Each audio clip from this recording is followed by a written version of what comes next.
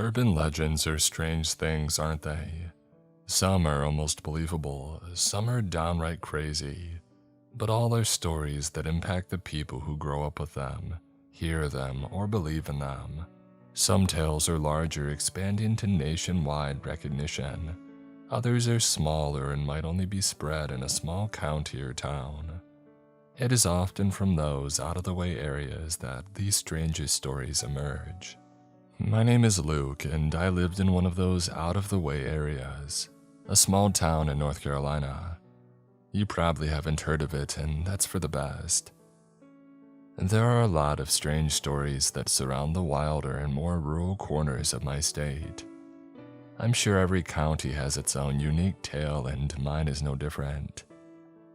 You see, where I live, it was once the location of somewhere very important to the locals.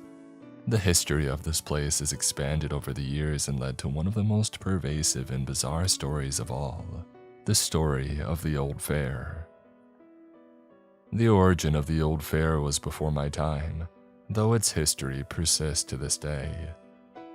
The fair itself and the public reality is no secret. Records about exact locations were shoddy, but they exist. Many decades ago, before the state fairs set up in Raleigh, the smaller counties had something else. Close to the county line, by the barrens near my hometown, an overgrown field hides the place that used to be home to the Old Fair. For years, it delighted the townsfolk, until an incident forced them to shut down and eventually be replaced. A traveling fair does not sound awfully terrible, but the more disturbing implications of the story were what changed the tale into the morbid urban legend that it would eventually become.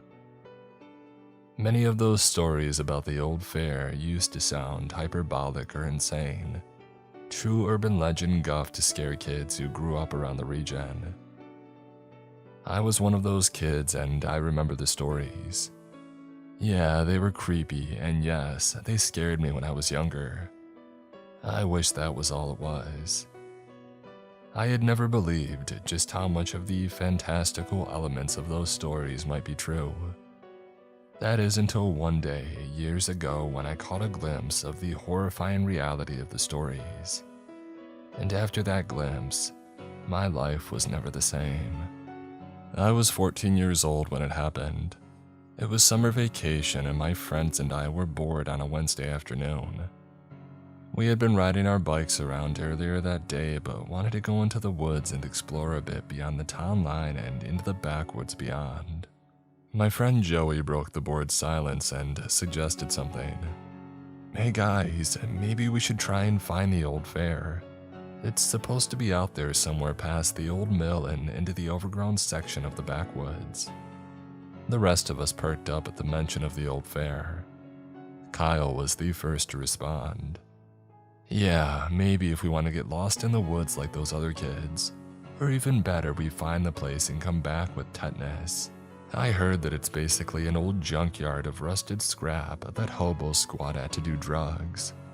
He crossed his arms and shrugged, unimpressed with the idea. We knew what Kyle's vote was, but my other friends and I considered the suggestion. I was intrigued at the mention of the Old Fair. I remembered the stories that I had heard about it when I was younger, but the darker parts of the story made me hesitant. I was about to say something when Zoe spoke up. "You guys are crazy. I'm not going out there. Not this time of year. Last year, that Billy kid went looking for it on a dare and he never came back. They say that he got popped." She leapt up and held her arms out and shouted, managing to startle Joey and Kyle. She laughed at their surprise and they tried to play it off while the rest of us chuckled. "That is BS though." Nikki spoke up for the first time. "That family just moved and no one was grabbed by the popcorn man." Everyone joined in a round of nervous laughter, but we all recognized that name. When I heard it, I was reminded of the darker part of the fair story. The wreck of the Old Fair is real. It was out there somewhere. But the story about the popcorn man who haunted the place was where the story became more disturbing. They said that in summertime, around the anniversary of when the big fire happened, the old fair comes alive. At night, the shades of the old visitors return, and all around the old fairgrounds, sounds can be heard from the past. Voices whisper and carry on the conversations of the dead. And amidst the haunted ruin of the past, one figure is there, hunting and moving through the spirits, looking for new victims who get caught in the old fairgrounds. This lone figure wears clothes more appropriate for the early 1900s and wheels around an old-timey popcorn cart. He stays there day and night, and anyone trespassing on the fairgrounds when he's there is never heard from again. Soon folks took to calling this person the Popcorn Man. The more disturbing versions of the story even hinted that this Popcorn Man would come into town and snatch kids out of their homes.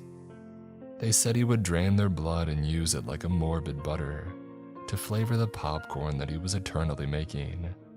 Even wilder stories spoke of him cutting out eyeballs and putting those in with the corn kernels and popping them too.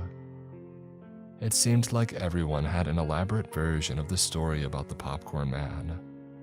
I had heard most of them, and I figured it was a silly supernatural bend that we put on the old fair to make it sound spookier.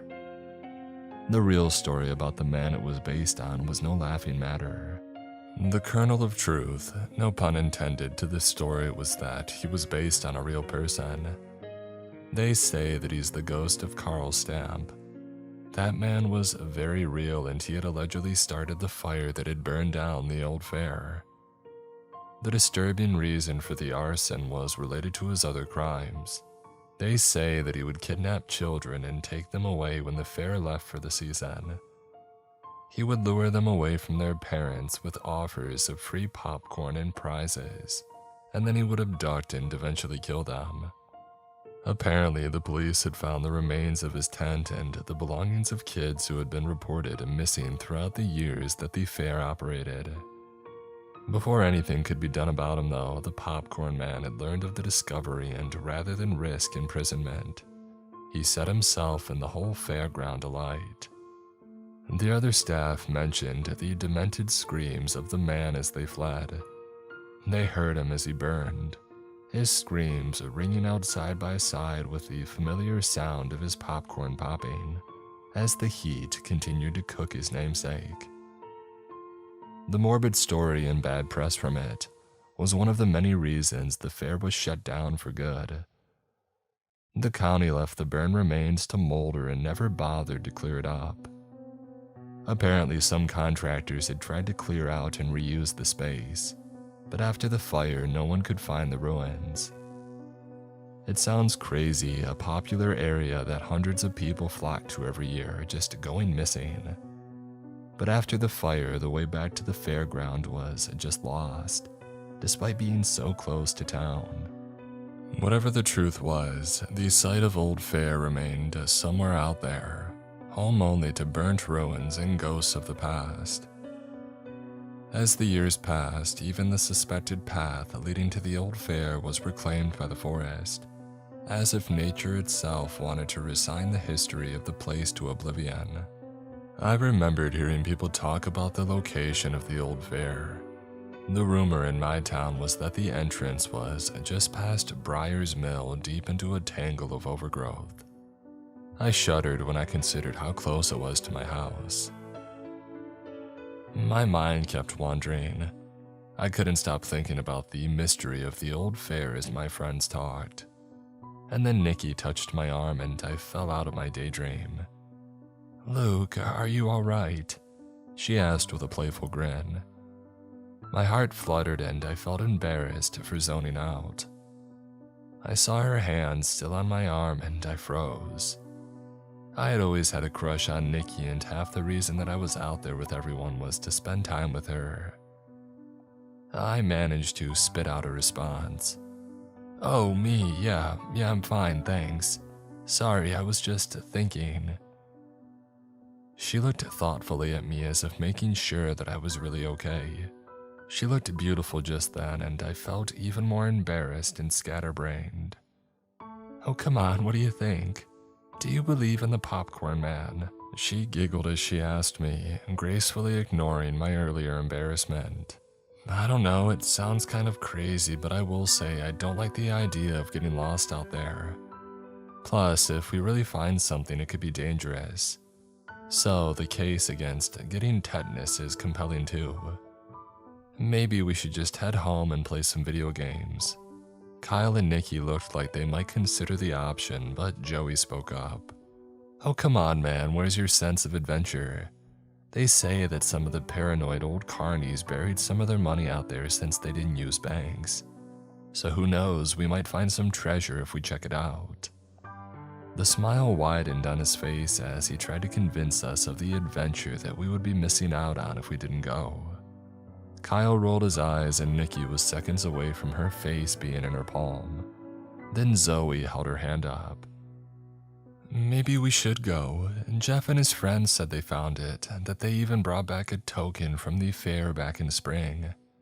It was some old piece of metal in the shape of a coin, and I think that it was BS, but they still got a lot of credit for it.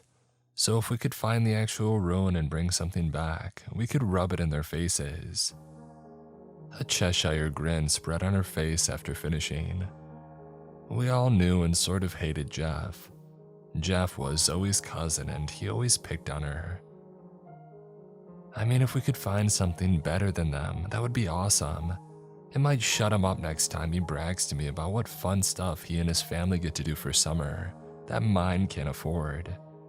He would never let it go if we managed to find something better than his stupid, probably fake coin from the old fair. Excited murmurs were all around and I realized the consensus was swinging towards going. I was concerned, of course, but the idea did sound a little exciting at the same time. I finally relented and agreed to go when it seemed like Nikki had changed her mind and was on board. It was the worst decision I ever made. We set out in the afternoon. Zoe ran into Jeff on the way home to get some supplies. She tried to ask him where the old fair was and more importantly how far away, but he just laughed at her and told her that her and her baby friends would never make it and to just give up. Needless to say, this enraged her, and even though she had not gotten the information, she led the charge to try and find the fair wherever it was. We all followed and had set out into the old backwoods just after noon. There was not really a good trail out that far, and we had opted not to bring our bikes since the area would have been terrible for them. After a half an hour of walking, I was beginning to regret my decision to go along. I had no idea how far away the old fair really was, and the longer we walked, the more concerned I became that we were going to get lost. As if reading my mind, Kyle spoke up, tapping Zoe on the shoulder as she led us forward at an enthusiastic pace. Hey Zoe, you sure this is the right way? I swear I saw the mill earlier and I thought the fairground was east of it, not west. She turned back and glowered at him. We are going east. This is the right way, I know it. We don't know exactly how far past the mill it was supposed to be. Just relax. If we can't find it in another half an hour, we can turn around. The rest of us followed, and I saw the anxiety of getting lost was not unique to me. The spirits were down after another half hour passed, and we were still stuck in what felt like the middle of the woods. No ruined fairground in sight, no trail back home, no sight of the mill now. It seemed like we were lost after all. Nikki called for a break and Zoe finally stopped marching. Come on guys, let's have a snack and maybe consider turning around now. The excitement over the adventure had died for most of the group. Zoe and perhaps Joey seemed to be the only ones who wanted to keep searching. No one protested the break, and fortunately Nikki and Zoe had the idea to bring backpacks with some provisions. We sat in a small semicircle and we ate our crackers and multigrain bars. Eventually Kyle said what the rest of us were thinking. How are we going to get back if we turn around now? I mean, I tried keeping track, but I don't know now, it all looks the same. We should have left a trail or something. I agreed and many of us nodded our heads. Even Zoe did not look too sure anymore. After a minute or so of arguing, she relented and we all finally agreed to head back. We walked for another half an hour and soon nervous whispers were heard by the others about how, "Oh, we should have passed the mill by now. I don't think this is the right way back." More time passed and an underlying panic was simmering. Before another fight broke out and accusations were made for how and why we had gotten lost, something unexpected happened. Joey tripped and fell. He recovered before landing on his face, but we were surprised at the object that he had tripped on. It was a sign. The sign indicated in faded writing that we had arrived at the Bladen County Fair.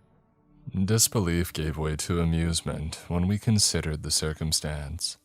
We could only laugh at how we had literally stumbled on our destination while trying to get back. I couldn't believe that we had actually found it, and we all looked on in amazement. We shared a few congratulatory high fives and some cheers over our success.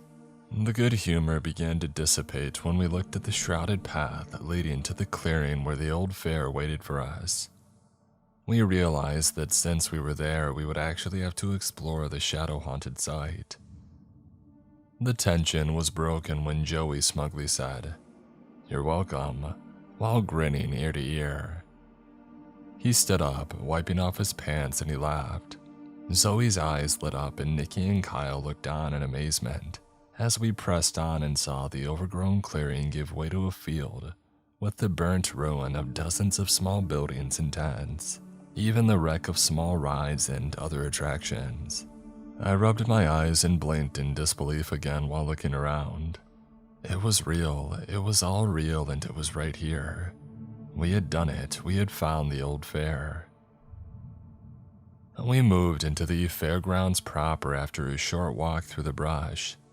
It was strange how the path to get there had almost vanished into the forest over the years, but the fairgrounds themselves seemed to be clear.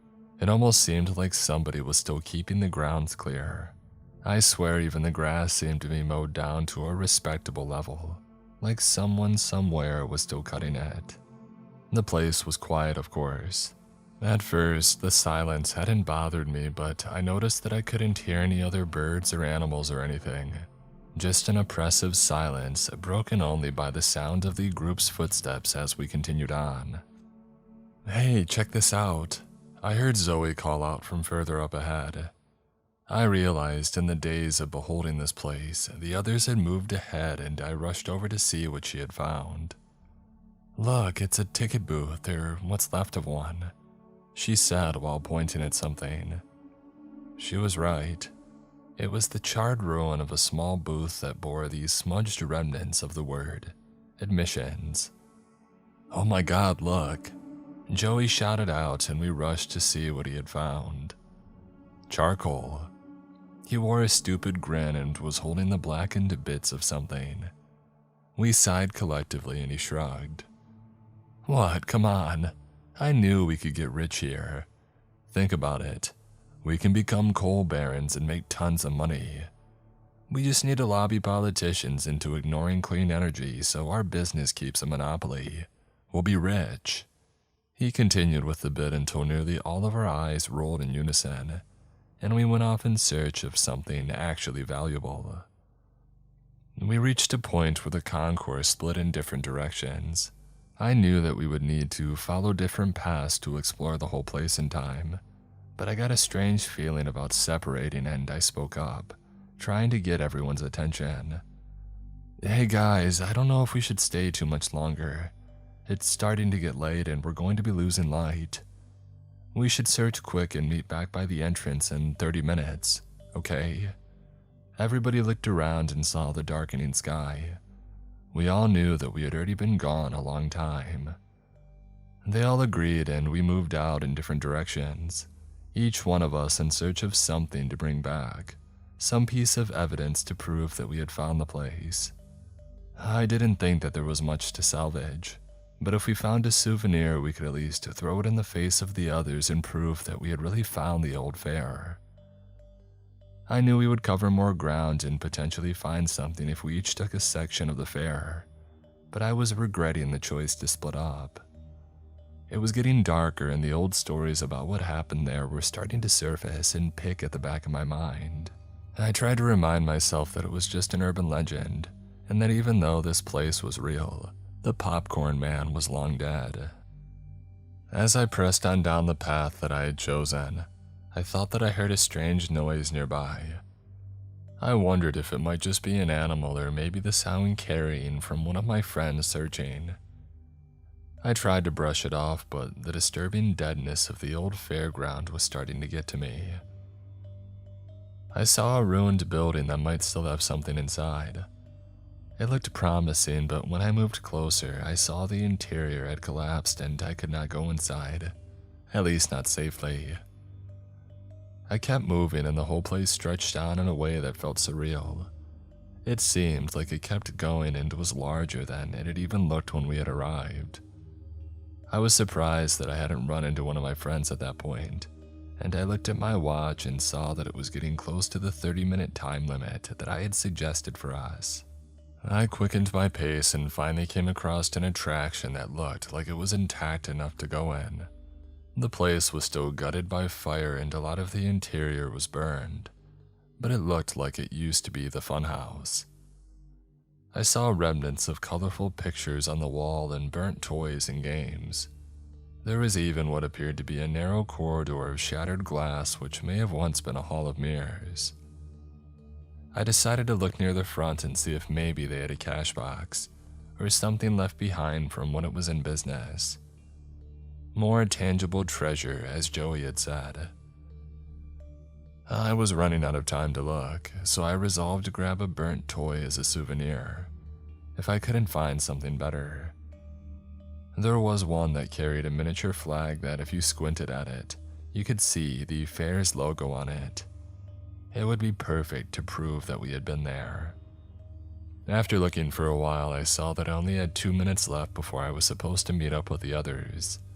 I hadn't found any hidden vaults, so I just grabbed the partly burnt teddy bear with the flag and I went to leave. As I was leaving though, I heard an ear-splitting explosion coming from outside and suddenly I felt a wave of vertigo wash over me.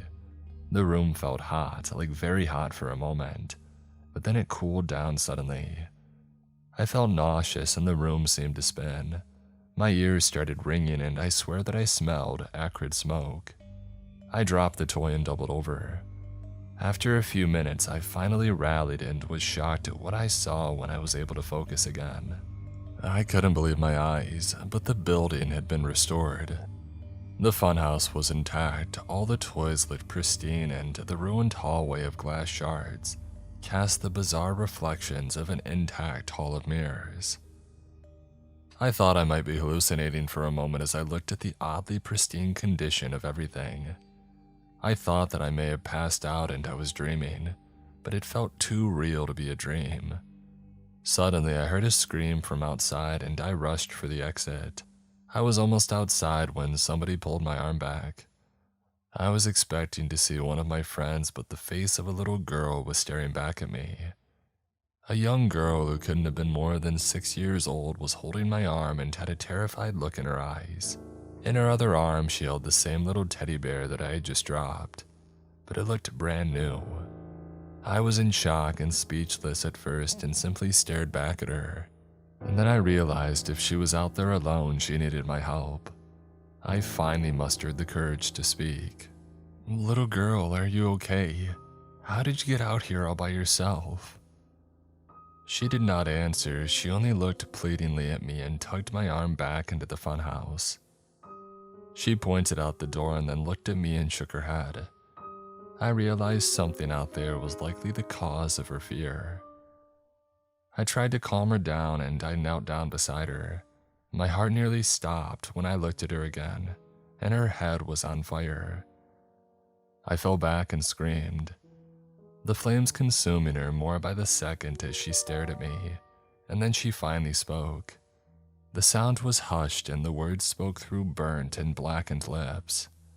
"He is here. Hide." And then she was gone. vanished in a cloud of smoke that came from outside or perhaps came from the fires that engulfed her head moments before. My heart was racing and I could barely breathe. I had no idea what was happening, but I knew that I had to find the others and get the hell out of there. I looked near the area that she had vanished and I saw that the toy was gone. I had nothing to bring back, but at that point I did not care. I ran for the exit, but I remembered the warning and carefully looked outside first. I did not see anyone, but what I did see was unbelievable. The fairgrounds had changed. Everything was intact. It looked like it must have back before it had burned down. There were strange echoes on the wind that carried the faint sound of people talking, laughing, and playing. I couldn't believe it, but I also smelled food. Whatever was happening here was either real or tricking every sense in my body into believing that it was. I closed my eyes and heard the sounds and smelled the scents even stronger. I heard cheers and shouting. I smelled hot dogs, sweet treats, and popcorn. And then I realized that smell in particular was getting stronger. My breath caught in my throat and my eyes snapped open again when I heard the distinct sound of popping popcorn. I realized in horror that if this was all real, then the popcorn man was as well, and he was close. I had to move fast. I could not see as far around the fairgrounds since the fallen debris of the burnt ruins had been replaced by the intact tents and buildings by the impossible resurrection. The popping sound was getting closer and I smelled what could only be described as the stench of burnt popcorn and something more metallic. It was horrible and I considered fleeing back to the funhouse to escape the approaching nightmare. I heard another scream in the distance, and when I turned to face the direction that the sound had come from, the terrible ambience changed slightly. I heard the winding of a crank and the familiar jingle began to play. The telltale notes of Pop Goes the Weasel. They were winding up on a jack in the box back in the funhouse, and the sound and suspense of the song was terrible, against the backdrop of the reanimated nightmare that was the fair. I tensed up as the song neared its end and a soft, disturbing voice whispered behind me as the song had finished. Pop goes the children. I spun around to confront the voice, but nobody was there. I started to think that I was losing my mind.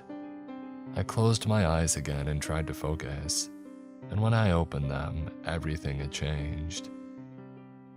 I looked around and it was darker. The smells were gone and I realized that it was dark because all the lights had gone out. The dim light of twilight was just bright enough to see that the fair was a burnt-out ruin once again. The false life that it had showed was gone, and it looked just as it had when we had arrived, though more twisted by the shadows of encroaching darkness. I had to get out of there. Something was messing with my head. For all I knew, there were gases mixed in with the smoke that I had breathed in earlier. It had to be something like that. It couldn't be real. I sprinted for the exit. My friends were hopefully waiting for me. I was late meeting up with the others, but as I got closer, I saw Nikki and Zoe. Kyle and Joey were nowhere to be seen. Where is everyone? We have to go now, I managed to spit out, while huffing and puffing from sprinting to them. Jesus, what happened to you? Zoe said with genuine concern as she saw how distressed I looked. I saw something, I blurted out. Something happened at the ruin where the funhouse used to be. Something is in this place with us and we need to leave. What was it? Nikki asked, placing an arm on my shoulder and trying to help me calm down. I don't know, it was a person, a little girl. She was here and then she vanished and the fair looked like it was new again. There was smoke and things smelled like popcorn and then it changed back. Something messed up is happening here and we need to get the others and leave. I tried to urge them. All right, we're just waiting for Kyle and Joey to come back. Wow, you look actually rattled. I felt embarrassed for how they were trying to comfort me after the scare, but what I had seen felt too real to be ignored. We needed to leave anyway. It was almost nighttime and I didn't want to be there at full dark. Zoe started calling out to the other guys to come back and Nikki and I stayed close to the exit. We heard what sounded like a response from somewhere, and then a soft change in the ambience of the place. A rattling and scraping sound, like flimsy wheels being dragged across a rough surface. And then we saw someone. As the figure came closer, we saw that they were wearing a burned and tattered concession apron and hat. They limped along while dragging a large bag with one hand and pushing a ramshackle cart with the other. The sign on the cart was difficult to make out at the distance, but when it got closer, we saw that it was a faded old popcorn cart. We froze in place and watched the figure move closer. It couldn't be real. He couldn't be real. He stopped for a moment, reached down into the bag that he was dragging and pulled out a long metal bar and then regarded us. "Oh look, visitors. Welcome, welcome. Come try some popcorn. The special seasoning is blood." He lunged at us and we screamed in unison and started to run. As we moved away, the sound behind us caused us to stop and turn back around. It was laughter. As we moved back, we saw Joey doubled over and slapping his sides, heaving with laughter. And Kyle emerged from these shadows laughing as well. Oh man, you guys should have seen the look on your faces. I mean, wow, chef's kiss. Freaking popcorn, man, can't believe you fell for that. But look at this card I found. Now here's a souvenir. Zoe walked up to him, all the while he smiled smugly at her. She punched him hard in the shoulder and he yelped in pain and fell back. Hey, I get it. I thought it was funny. I didn't think you guys would be so jumpy for real. Sorry, geez, you should be a boxer. He tried to shake off his shoulder and was still grinning as we moved closer to inspect the bizarre prize that he had found. Do you think this thing belonged to, the real popcorn man? Possibly, even though the urban legends talk about his ghost and all that nonsense. The man was real and he did some pretty messed up stuff. That cart may have been pushed by a legit serial killer in the past, Nikki said with a dead serious inflection.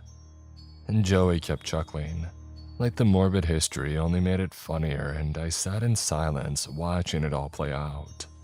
Nikki asked the question that we had all been wondering after we saw the cart. Did you look inside? Maybe he left something in there. Joey shook his head, oblivious, and then his eyes bulged, like the thought had just occurred to him. No time like the present, he said while reaching for the lid to the cart. He gave it a hard pull and nothing happened. He tried again and the cart rocketed back and forth but no luck. Why don't everybody offer to help at once? He mumbled in frustration and I stepped forward along with Kyle. The three of us grabbed the lid and pulled as hard as we could. The lid snapped open and I fell down along with Kyle, while Joey managed to stay on his feet. Zoe and Nikki stepped forward, anxiously waiting to see what was inside. Well? Zoe asked, expectantly looking at Joey. For the first time, the stupid grin had vanished from his face. He just looked down into the contents of the cart with no reaction. I had managed to pick myself up and I looked up just in time for Zoe to stand next to the cart and look inside. She gave a blood-curdling scream and I rushed over to see what it was. Inside the cart, where the popcorn would normally be stored, was a nauseating sight. Stale popcorn had been stained red by fresh blood and there were shards of bone strewn into the horrific mixture. At the center was the crowning horror, a person's severed head. It was partly flensed of skin, but there was no mistaking the awful sight. The others soon gathered around. Nikki gasped and Kyle retched. Zoe stopped screaming and held her hand over her mouth. I took an involuntary step back and Joey just stood there and stared at the macabre nightmare. "We need to call the cops or do something, but first we need to get the hell out of here. That thing in there, there's still skin on it. It looks like this happened recently. We have to go now." Nikki shouted at us, fear welling in her voice. "Yeah, you're right. We need to leave." I managed to respond, fear making my own voice tremble. In unison, we all turned and started for the exit, the same way that we had got in. All of us except for Joey. He just stood there and stared at the cart and what was inside. "Joey, come on! What the hell?" Zoe shouted back at him. We all slackened our pace when we noticed that he hadn't moved. He finally looked up when we were shouting at him. His smile had returned, but it did not look like his normal sarcastic grin. It looked wrong. "We can't go.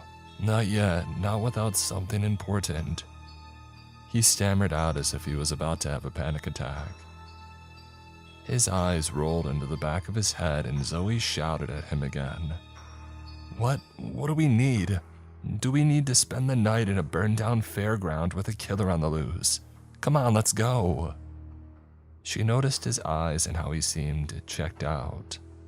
She grabbed his shoulders and shook him. Suddenly, he lurched forward, and she took a step back as he stared at her intensely. We can't leave without getting any of the fair's famous popcorn."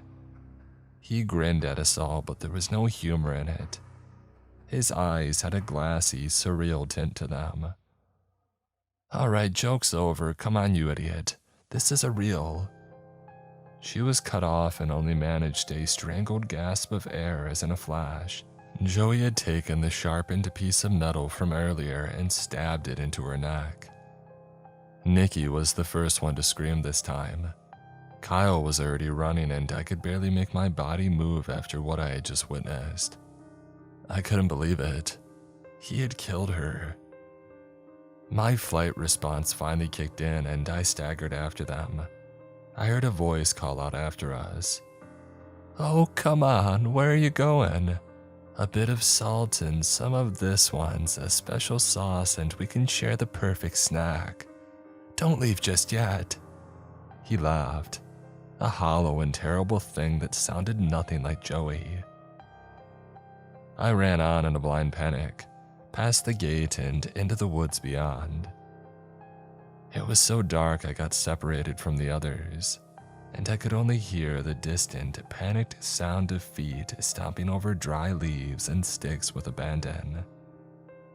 I heard the sound all around, in front of me, beside me, and worse, behind me. I kept running into the brush, branches and vegetation striking my face and tearing at my arms, but I couldn't stop. I had to find my way back. I thought that I heard a distant scream that sounded like Nikki. I prayed that she was all right. Stumbling over a rock, I was pitched onto my face. The impact knocked the wind out of me and I was panting and trying to catch my breath. I attempted to slow my breathing and focus on the sounds around me. I could barely see an inch in front of my nose, and I did not know if I should be more worried or less that these sounds of footsteps had vanished once I had stopped.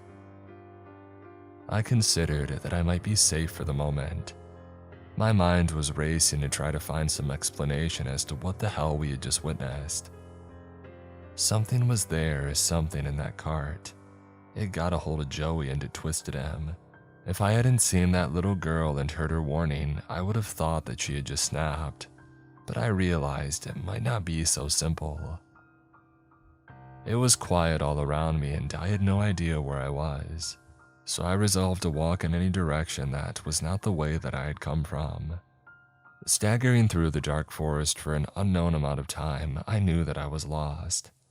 I had no means of finding the trail back in the darkness. It felt like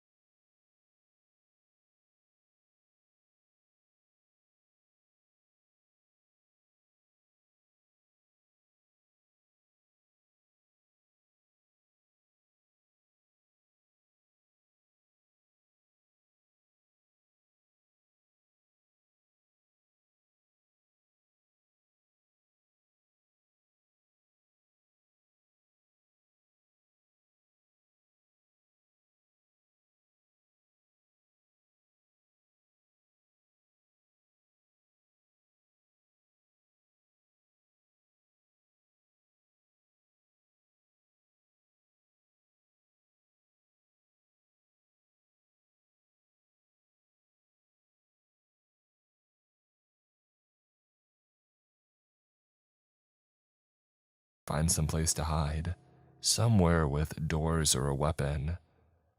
Hey, it's better here where we can at least see the danger. Out there, we'll get lost and picked off one by one.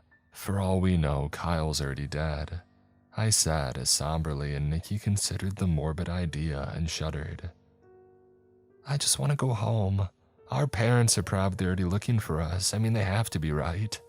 They might be searching the woods right now, she said with a pleading tone, like if she believed it strongly enough it would be true.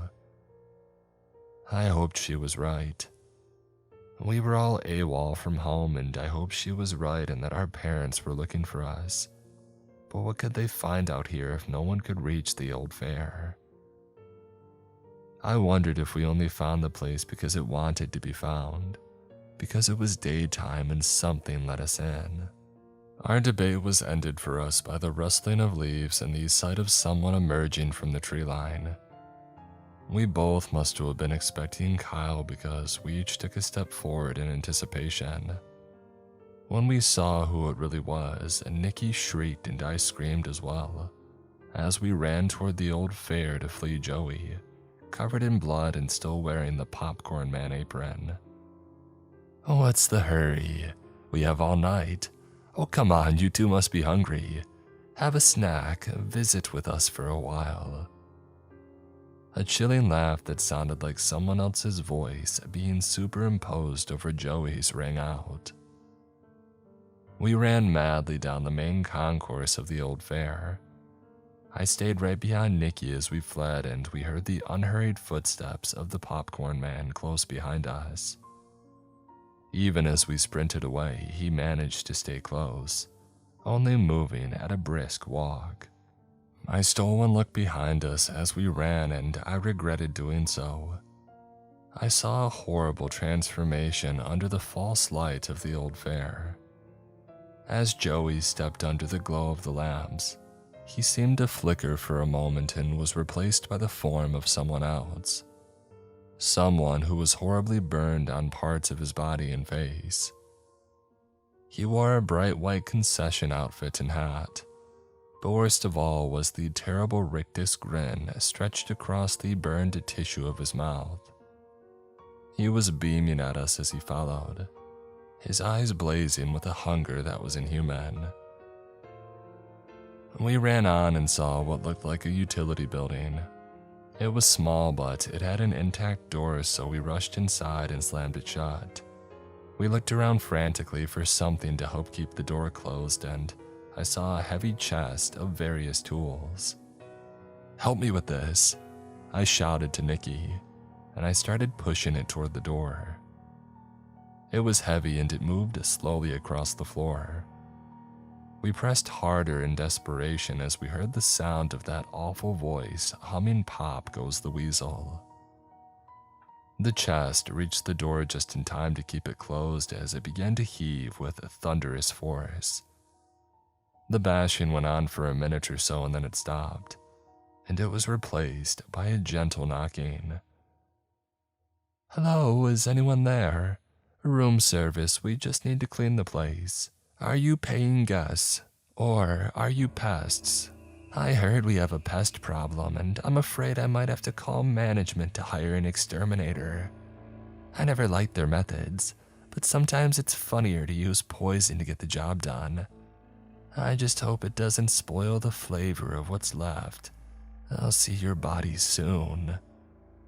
The voice cackled and we heard a popping sound and then footsteps receding from the door. Nikki inched closer and pressed her ear to the door. The next moment, she fell back and started coughing. I smelled it too, a sickly aroma that hurt to breathe in. We realized that he had hooked up some sort of ventilation system to the room that we were in, and he was flooding the place with caustic fumes. "We have to get out of here, it's some kind of poison," Nikki shouted in between fits of coughing. I looked around desperately to see if there was another way out. The whole place seemed like a giant metal box, and I could not see any way out that was not back through the door that we had just blocked. We kept searching desperately, and I was about to lose hope. And then I saw in the corner of the room a section of paneling that looked bent. There was a glimmer of light emerging from the bench section, and I called Nikki over.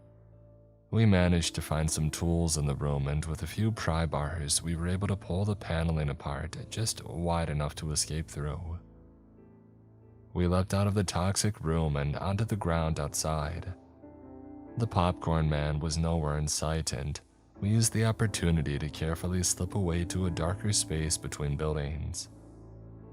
We tried to stifle the lingering coughs that we still had as we moved along as silently as possible. As soon as we were in the clear, Nikki wrapped me in a hug and cried softly into my shoulder, trying to process another near-death experience. I hugged her back, and for a moment we were just grateful to still be together and still be alive. The sounds around us became more oppressive as we crept in the shadows, trying to stay as far away from where we thought our pursuer was. The entire place got hotter, and there was a smoky haze that carried the scent of blood and butter. Nikki was holding her hands over her mouth to keep from screaming or crying, and I was right there with her. I tried to focus on where we could take shelter. I hoped that we were at least getting close to morning. Maybe then whatever power this place had would lessen enough for us to escape. She was afraid to keep moving into the light and out in the open, but I held her hand and tried to reassure her. We saw something that might help. In the distance was what looked like a security booth, sort of an old-timey affair that a private security worker or even a constable might occupy. We rushed over to the building and tried the door. It was open, and we rushed inside and closed it as quickly and quietly as we could. The inside was mostly empty, but a bright red fire axe had been left on a table. It looked new, like it didn't belong with the older stuff that this nightmare version of the fair had conjured. Nikki looked at me nervously and expectantly, and I took the hint and hefted the heavy axe. I was barely able to lift it, but at least we had something to defend ourselves with if all else failed. It must be getting close to morning. Maybe if we hide here, we can hold out until then, and then we can escape, I told her hopefully. Nikki looked scared and doubtful, but nodded her head and agreed. Yeah, okay, we can do that. We waited in there under the heavy desk, listening to the nightmare carnival around us. The sounds got worse, and we heard the echoes of people being slaughtered and burned alive. All the while, that demonic laughter of the popcorn man was the backdrop to it all.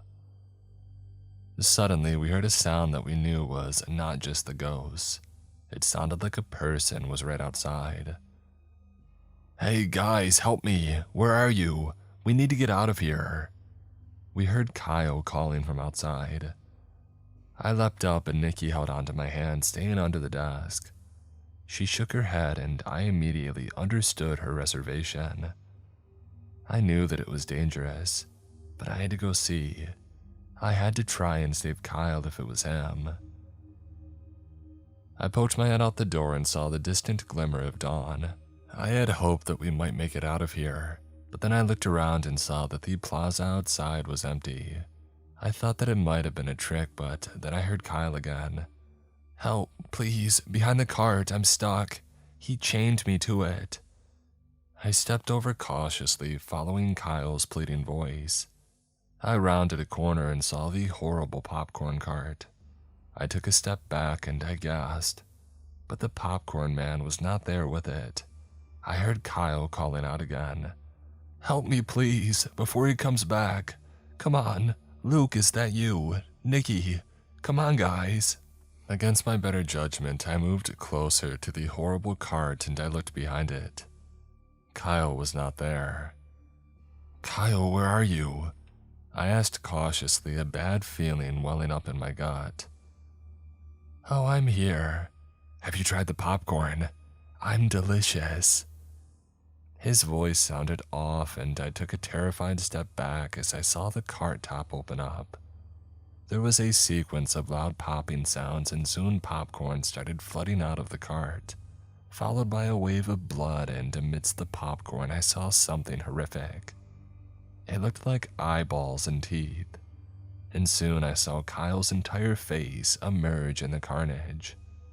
I stumbled back in sheer horror at the impossible sight, and then I heard a scream and turned around, only to find the popcorn man standing by the security building. He had Nikki cornered and I had to find some way to get him away. He started humming "Pop Goes the Weasel" and I shouted to get his attention, just as he was stepping into the building. He paused, slowly turned around to face me, and laughed. "How did you like the treats your friend left? Pretty good, huh?" He giggled and then started moving toward me. I had gotten his attention but was paralyzed with fear as soon as he laid his murderous eyes on me. He moved with unnatural speed and closed in. Just when I thought that he would grab me, I heard a grunt of pain and saw a sliver of light cresting the top of the forest and shining down on the nightmare visage of the popcorn man. He covered his eyes and the gruesome face shifted back to Joey. There was a panicked look in his eyes and he pleaded with me. "Can't stop him. Kill me.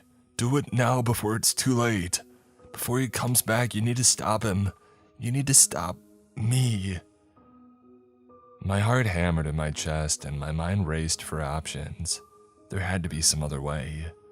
I gripped the axe tightly, but I could not move. And then I saw him step back out of the faint ray of sunlight and his features slowly changed back into the hideous visage of the popcorn man. I had no time left. I had to do something. I made my choice and I lifted the axe. I swung with all my might and embedded the head of the axe directly in the chest of the popcorn man. There was a horrible scream that sounded like it came from the pits of hell as the pressure around us was sucked out of the air. I saw the body fall to the ground and I fell back, my hand still shaking from what I had done.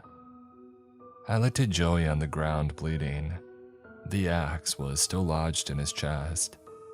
I knelt down beside him and as I saw his face returning to normal, I broke down. "I'm sorry, I didn't know how to stop it. I couldn't save you."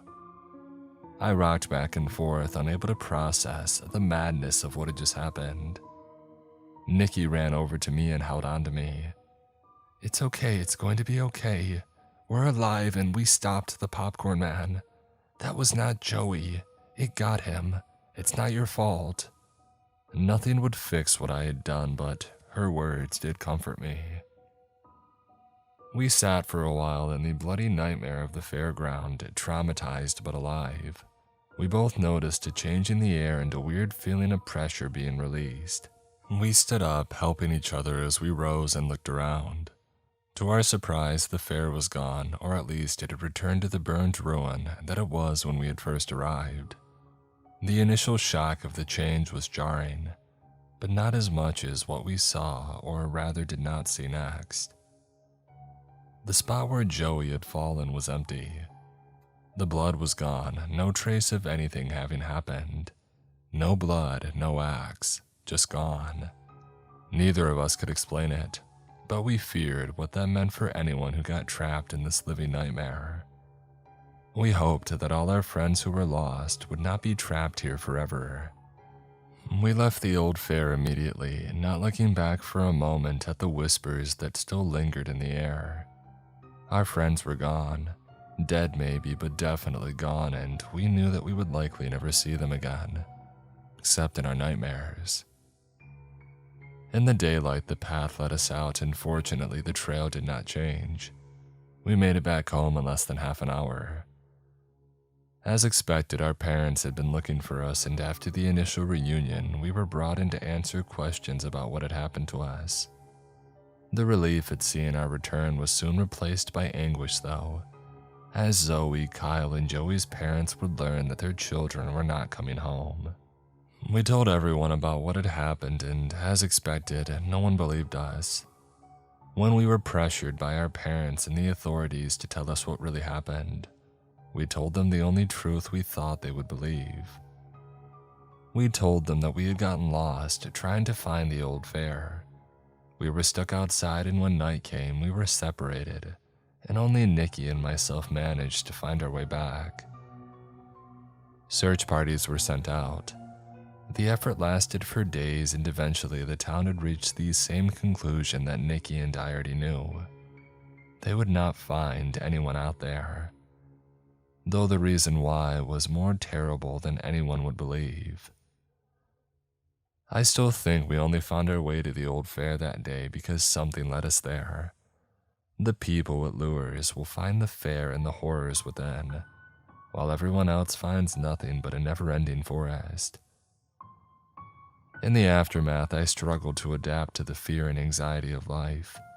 I couldn't forget the pain and trauma of that night, and after much convincing and an opportune job prospect my dad found, we left our town and moved to another state. Nikki and I stayed in touch even after I left, and eventually we wound up going to the same university, and our friendship and the bond of shared grief grew into something more. We got married and started a life together. We ended up a few states away in a comfortable home in a less rural area. Lots of space for our own kids to grow up. We didn't tell them the stories of the old fair and the popcorn man. In fact, we did not do urban legends at all in our house after our experience.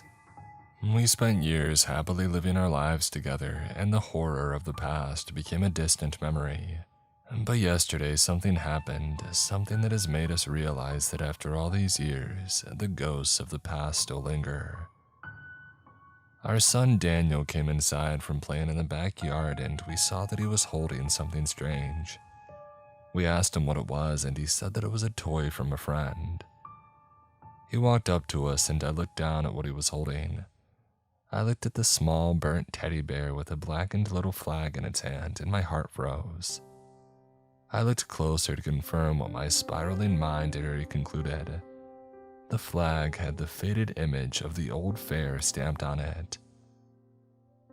I was speechless, and Nikki, despite the fear I saw in her eyes too, asked him, "Who gave this to you?" Our son looked up at us and answered with a smile. "Oh, it was a nice man that said he was my Uncle Joey.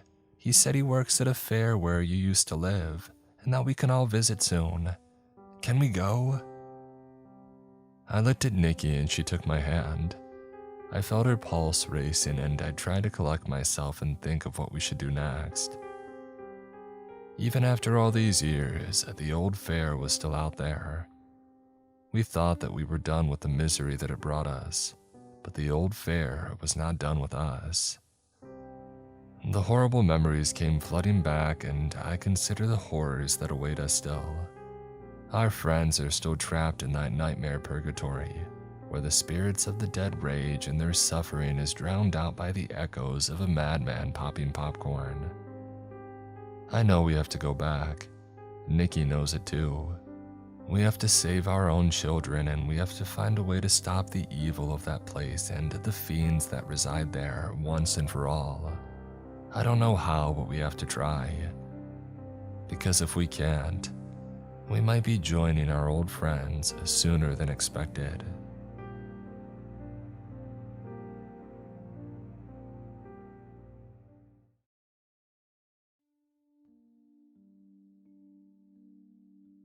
This is an ad by BetterHelp. This time of year can get a little bit harder. The days get shorter, the sun sets before you even realize it, and suddenly it feels like there's less time for everything, especially the people that matter most. But here's the thing, shorter days don't have to be so dismal. It's the perfect time to reach out. Call that friend that you haven't talked to in months. Send a message to your grandma. Those small moments of connection, they matter more than we think.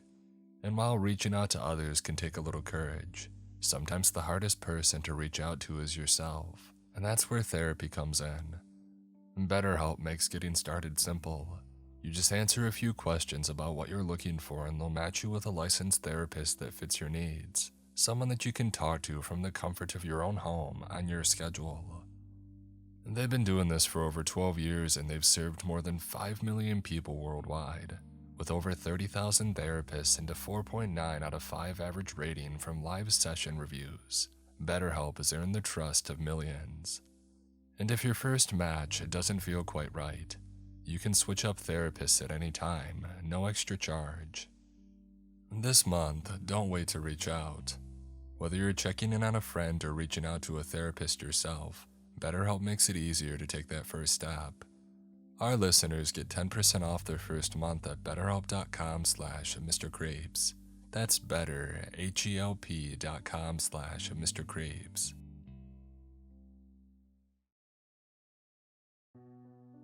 When Katie was born, I swore to myself that I wasn't going to be a helicopter parent. I wasn't going to snoop or hover. I was going to give my daughter her space and let her grow up naturally, with the sort of independence that I wish that I had had when I was a kid. The older my daughter got, however, the harder it became to keep my promise. My wife, Beth, laughed at my worries.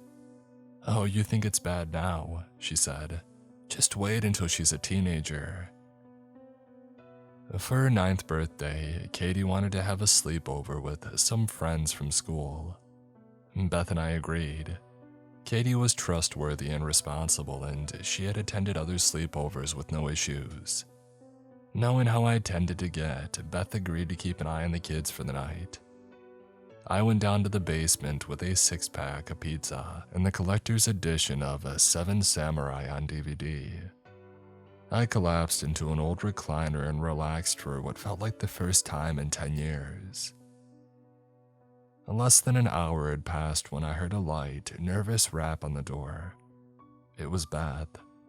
She had started feeling nauseous and had come down with a fever, but didn't want to ruin the girls' special night. So of course I agreed to help. Beth had already prepared a platter of grapes, crackers, and cheese sticks for the girls. All I had to do was take it to them. I knew that Katie would prefer that I stomp up the stairs and make my presence known, but that wasn't what I did. If I had, maybe everything would have been different.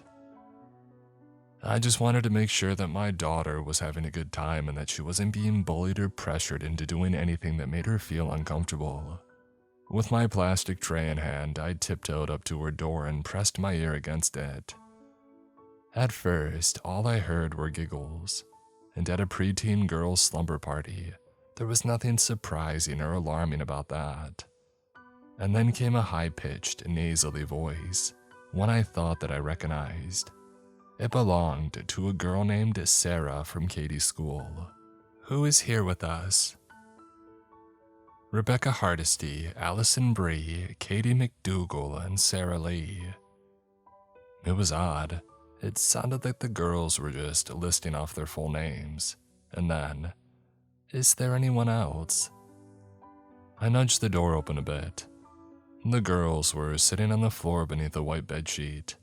The thin cloth covered them completely, and in the cozy glow of Katie's bedside lamp, the 5 of them looked like cheap Halloween ghosts, or maybe some sort of bizarre art installation. I held my breath, but my nose was already beginning to twitch. I let out an enormous sneeze, causing 5 cloth-covered heads to snap in my direction. "Dad!" Katie shrieked. "What are you doing up here?" The irritation and embarrassment was plain on my daughter's face. Becca and Allie also looked a bit sheepish, but not Sarah.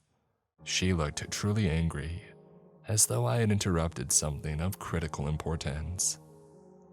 "I brought you girls some snacks," I stammered. As the girls bunched the sheet up and tossed it in the corner, I noticed something that made my heart skip a beat. Hadn't there been 5 of them beneath it? An uncomfortable silence descended on the little room. So what have you girls been up to?" "Just playing a game," Sarah replied snarkily. I wasn't going to get any more out of them. Katie's eyes were begging me to leave. I shrugged, told the girls to have fun, and closed the door behind him. Maybe I just imagined that 5th shape beneath the blanket. Maybe a little scare was exactly what I deserved for eavesdropping. Suddenly I remembered Beth. What the hell was I doing spying on some kids while she was lying sick in bed? By the time that I had finished heating up some chicken noodle soup and ginger ale for my wife, I had forgotten all about the girls' strange little game. The 4 of them woke up fresh and chatty the next morning, And after a few rounds of my famous pancakes, even Sarah forgave me for my intrusion the night before. "And next time at my house," Sarah said when I dropped her off in front of the Lee's suburban ranch house a few hours later. The girls all nodded at once, as though some sort of agreement had already been made. For some reason, the thought that they might try their little game again made my blood run cold. I wasn't sure why. After all, how was it any different from the stuff that I had done as a kid? Chanting Bloody Mary in front of a mirror, daring other kids to spend the night on top of some serial killer's grave. It was no surprise when Katie asked to spend the night at Sarah's a few weeks later. I tried to explain the sinking feeling in my gut to Beth, but her eyes glazed over halfway through. Nothing I had to say, I realized, was going to make sense to anyone who hadn't seen that fifth shape beneath the sheet. In spite of my doubts, I let Katie go with her friends. The house was unusually quiet that weekend. I was convinced that something terrible was about to happen and I couldn't concentrate on anything. I wound up cleaning just to pass the time. And that was how I found the printout. It was in Katie's room, not so cleverly hidden beneath her pillowcase. The paper that it was printed on had gone yellow and the clunky out-of-use font made me think of a ransom note. How to Meet Me was the title of whatever it was. I read on. "Gather in the dark and ask who is with you. When you have spoken your true names, I shall as well. Gather in the dark and bring a candle for each greeter +1. When you have each revealed your faces, I shall reveal mine. Gather in the dark and..." Before I could read further, my phone rang. I ran to it. On the other end of the line, Katie's voice shook, like she had been running hard or crying recently. "Dad, can you come get me?" I sped across town as fast as I dared, somehow certain that I was already too late. It was 10 o'clock when I pulled into the Lee's empty driveway. The whole house was dark apart from the living room's wide bay window. I could see Katie's thin silhouette on the other side of the curtains, along with another one, taller and slimmer, standing right behind her. I sprinted to the front door expecting the worst. Katie opened it as soon as I knocked. She seemed much calmer than she had on the phone. She greeted me with a small, tight hug and immediately tried to squeeze past me toward the car. I blocked her way. "Where are Sarah and the other girls?" I demanded. "Down in the basement," Katie answered, trying to dodge me again. "Who was standing behind you then?" Katie looked confused. "Oh, nobody. Miss Lee, she had to go to the store for a minute. She'll be right back, though." If I knew Sarah's mom, Debbie Lee, she was making run for a case of light beer and some more smokes. I couldn't say I blamed her for her bad habits. If I had lost a child, I figured I would need some chemical help to get through the day too. Still, she was supposed to have been watching the girls. Katie glanced nervously over her shoulder. Behind her, the cracked open basement door swung gently on its hinges, as though a wind was blowing from the blackness on the other side. "Dad," Katie pleaded, "can we please just go?" I gripped Katie's hand and hurried back to the car. "I found a paper underneath your pillow while I was cleaning," I explained to Katie once we were back on the main road, "and I'm a little concerned about what it said." "Oh God," Katie pinched her nose, shutting her eyes tight. She hadn't even whined about me being in her room or going through her things. This had to be serious. "It was Sarah's idea. She found it in Derek's room. I guess he was reading about all that stuff right before he, Sarah's older brother, Derek Lee, had disappeared 2 years before. The community outcry and massive manhunt had only lasted until a baggie of weed was found in Derek's room, and several chats with older men were found on his phone.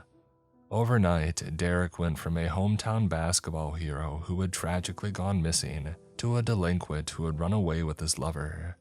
It felt like a game at first. We laughed about it even. Sarah was the only one who took it seriously.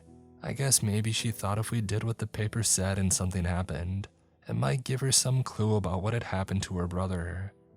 I glanced over at my daughter.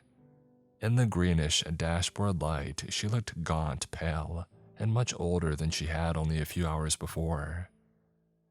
"We tried the game again," Katie went on, "and something happened this time.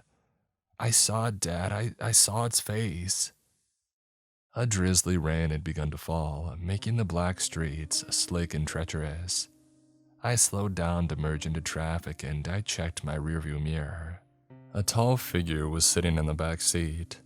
I slammed on the brakes with a gasp and felt the steering wheel spin uselessly in my hands as my car fishtailed onto the shoulder. We skidded to a stop. There was no sound but the patter of rainfall on the roof and the click of the emergency flashers. If anything had really been in my back seat, it was gone now.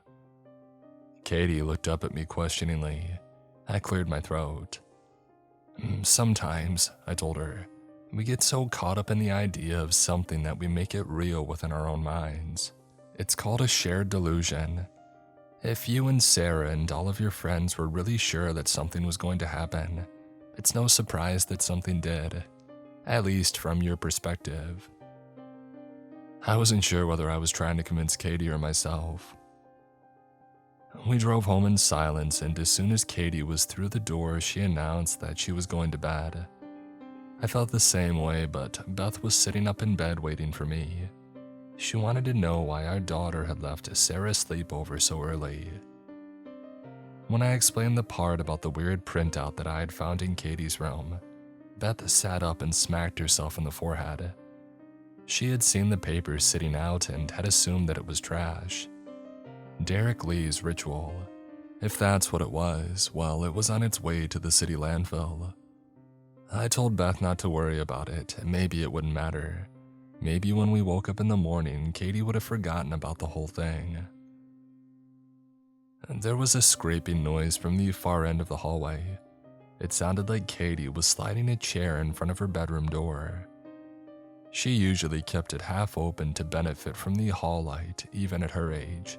Katie was still a little scared of the dark, but now she was shutting it tight. I tossed and turned for hours after Beth fell asleep, but at some point I must have drifted off as well. I woke up to find the house completely black. The nightlight in the hallway had gone out. That wasn't all that was wrong either, though. There were footsteps in the hallway. There was something uncanny about how they echoed, as though they were moving along the ceiling instead of the floor. "Katie," I whispered. "Beth."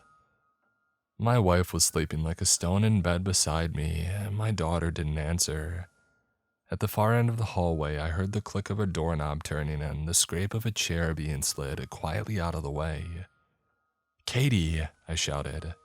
I bashed on the lights and ran towards Katie's wide-open bedroom door. I arrived in time to see her climb out of her second-story window and teeter on its ledge. Yelling my daughter's name for the second time, I flung myself across the room and grabbed the sleeve of her pajamas. Katie glanced down at me. Her eyes had rolled back in her head like those of a corpse or a lunatic. And then slowly, the Katie that I knew came back into focus. "I guess I was sleepwalking," she mumbled, looking out confusedly at the rainy night. "I was having this awful dream, but I can't remember any of it." She wobbled dangerously, but I managed to help her climb back inside. I took my daughter downstairs and made her a hot cocoa and then joined her with a mug of coffee. I knew that I wouldn't be getting any more sleep that night. I asked Katie if she remembered what came after the third step in Derek Lee's ritual, but she shook her head. "All I remember is the last part, the part that went, 'And now you shall be with me forever.' You could ask Sarah, though," Katie added bitterly. "She knows the whole thing by heart." And that was exactly what I decided to do. As soon as the sun was up, I called Sarah's mom, Debbie.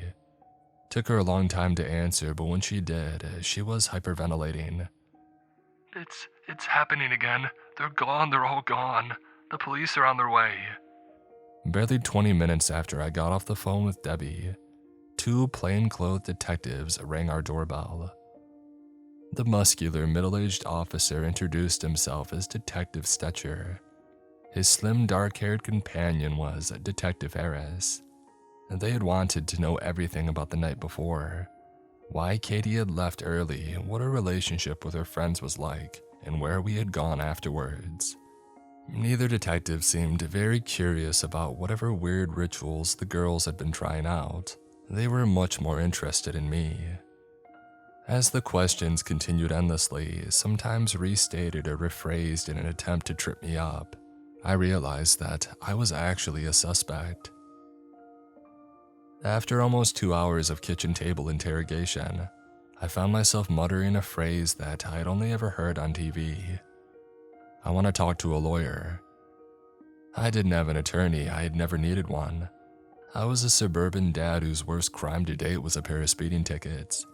But it was clear that the community outcry over this was going to be huge.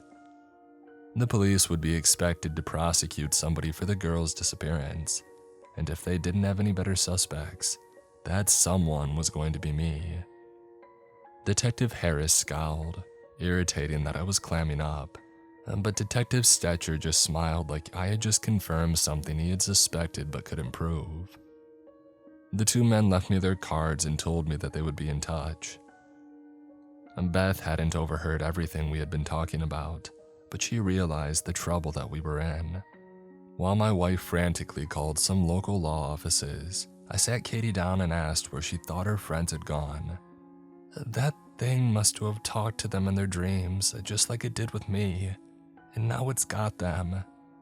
Katie looked up at me, her eyes full of tears. And you know the worst part? Sarah said she told the cops about the ritual back when Derek had disappeared. They didn't listen then either. The sun sank slowly beneath the trees in our backyard. I thought of the last line of that paper, "Now you shall be with me forever," and I shuddered. My wife Beth believed the girls' disappearances had to have had a rational explanation, but the whole situation was so strange that she was willing to indulge my crazy-sounding plans for that night. I wanted all of us to sleep in the living room, with the doors and windows locked and the lights on. I also wanted one adult keeping watch at all times. If the circumstances had been different, it would have been fun, almost like a family camping trip inside the house. Katie gave me a nervous little thumbs up as she climbed into her purple sleeping bag, but Beth was less excited. She lay down on the couch and stared up at the ceiling with a sigh. I took the first watch, and from 10 p.m. until 2 a.m., nothing unusual occurred in our house. Even the TV news was mundane. I figured that the police were still trying to keep the girls' disappearances under wraps to avoid hampering the investigation, but anybody could see that that wouldn't last long. At 2 a.m., I woke Beth and took her place on the couch. Despite everything Katie had been through, our daughter was sleeping soundly. Her messy brown hair had fallen over her face, and it rose and fell whenever she snored. Beth sat cross-legged in the armchair, blowing on the overheated mug of coffee in her hands. It was only now, when our family was in danger and I was facing a police investigation, that I realized how much I loved the pair of them. Secure in the knowledge that Beth was keeping watch, I turned over and fell asleep. "Honey," Beth's voice speaking silkily into my ear felt like part of my dreams. "Honey, the power's out." The room was so dark that at first I couldn't even tell that I had opened my eyes. The first thing I noticed was that I no longer heard my daughter snoring. "Where's Katie?" I asked, sitting up with a start. "Now she shall be with me forever." My wife's voice had changed, becoming gravelly and mocking. I grabbed my phone from the end table and activated its flashlight. Katie's sleeping bag was unzipped and empty, the front door was open, and Beth was dozing in her armchair, the empty coffee cup dangling from her fingers. I'm sorry," Beth gasped when I shook her awake. "I fell asleep for only a second." My wife called the police immediately, but I dialed a different number. Debbie Lee's. The blinking red digits on the clock in front of me read 3:35 a.m., but I didn't care. Debbie was the only person who might be able to give me some answers. Yeah? Debbie slurred, picking up on the second ring. It sounded like she had been drinking since the night before. This is Katie's dad. She's gone, too. I hated saying the words. It made my daughter's disappearance feel more real. Listen, I know how badly the cops and all the rest of us let you down after Derek went missing, but would you give me another chance? I would like to go through Derek's things. It's hard to explain, but I think it might help us find the girls. There was a long pause and then, Yeah, whatever. I ain't been in that room for years. the sky had just started to brighten when I pulled into the Lee's driveway. It had broken my heart to leave Beth alone, but I had an awful feeling that if I didn't find the girls before tomorrow, I never would. And Debbie was sitting in a green lawn chair beneath the porch light, a lager in one hand and a cigarette in the other. She shoved open the screen door and pointed to a closed door on the left side of the hallway. I hope you're not expecting me to go in there with you, she huffed. That room's got too many bad memories. From the concert flyers on the walls to the outdated computer, Derek's bedroom was like a time capsule to the world of 2 years before. Everything was covered in a fine layer of dust, and most of the floor space was taken up by cardboard boxes labeled in black marker. Clothes, DVDs, memories, miscellaneous. On the box labeled miscellaneous, I glimpsed a set of child-sized fingerprints. Sarah must have pulled the printout from here. I opened it, but there was nothing else of interest in Derek's old high school notebooks or basketball gear. It was in the box marked Memories that I discovered an envelope full of Polaroid photographs. The first few were of Derek smiling alongside his family and friends. But after that, the photos grew stranger. They seemed to show an overgrown trail or several of them leading into the woods around town. The photos had been taken in sequence. Each one was a little bit further down the trail and a little bit closer to nightfall. Each was a little bit darker and more blurry than the last, giving me a sense of dread that was difficult to explain. The final image was of a large, ultra-shaped boulder resting improbably on top of a hill. Sunset had stained it an eerie blood red, and I would have sworn that I saw a pair of eyes in the cavern underneath. It was the final photo in the envelope. Behind it was a folded sheet of paper on which someone, probably Derek, had sketched a face. It was a face that I had seen before for a split second in my rearview mirror. I shuffled through the photographs again. I thought that I recognized one of the trailheads from a park in my neighborhood. It began right behind the soccer fields, but it was so overgrown with thorns and poison ivy that I had never once considered taking Katie for a walk there. Now, however, it seemed I didn't have a choice. There was no one that I could bring with me.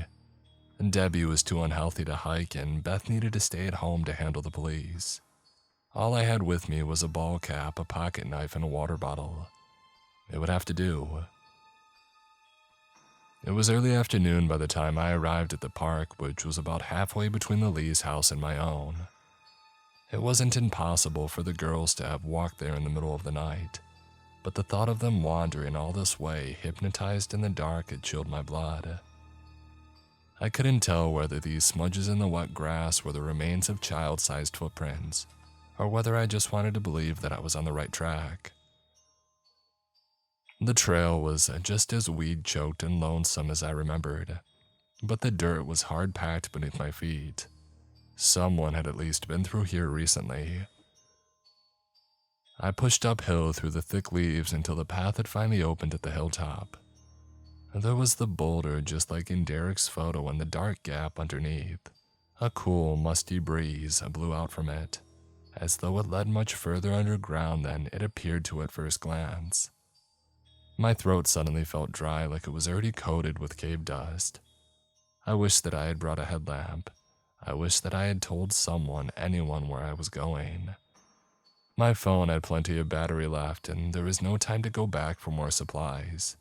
I would just have to trust that its flashlights would be enough. I took a deep breath and crawled through the triangle-shaped gap in the rocks. It was a tight squeeze, and what I found on the other side was no surprise. Campfire ashes, cigarette butts, crumpled beer cans, and graffiti. This place was known to the local teenagers, or at least it had been at one time. There was something unsettling about how dated all the refuse was, as though one day something terrible had caused the teens to simply stop visiting. The chamber was almost large enough to stand up in, but the pale, long-legged spiders on the walls made me reluctant to bring my head too close to the stone. I got down on all fours and followed the trail of trash even deeper into the cave. The further I went, the more cave seemed to be the wrong word.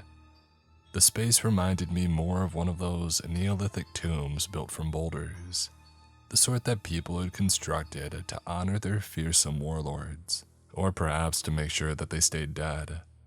Beneath the spray-painted tags in the next chamber, I thought that I could make out paintings made with ash. They showed kneeling human beings offering their own severed heads to a much larger figure, one with stick-like figures and a skeletal face. The passage beyond was the narrowest yet. I bashed my water bottle against the rock to frighten off the spiders before dragging myself through. Before long, I was pulling myself forward with only the fingers of one arm. And if I got stuck, I wondered, what then? The spiders' webs were littered with the hollow corpses of cave crickets, but they didn't seem picky. It wasn't a stretch to imagine them eating bits of my face while I squirmed, trapped in the dark. Up ahead, I saw something that made me resolve to keep going no matter what. A torn thread of Katie's yellow pajamas. I pressed on, finally emerging into a third larger chamber. There was no trash or graffiti here, but there was no sign of the girls either. In spite of all my fears and hopes, all I had discovered was a dead end. I wanted to cry or maybe bash my head against the bare stone walls. I collapsed against the rock, and that was when I felt it. That same faint breeze that I had noticed earlier, as though the cave itself was breathing. There was a split in the wall of the chamber, I realized. One that was invisible when looked at head-on, but obvious when searched for by touch.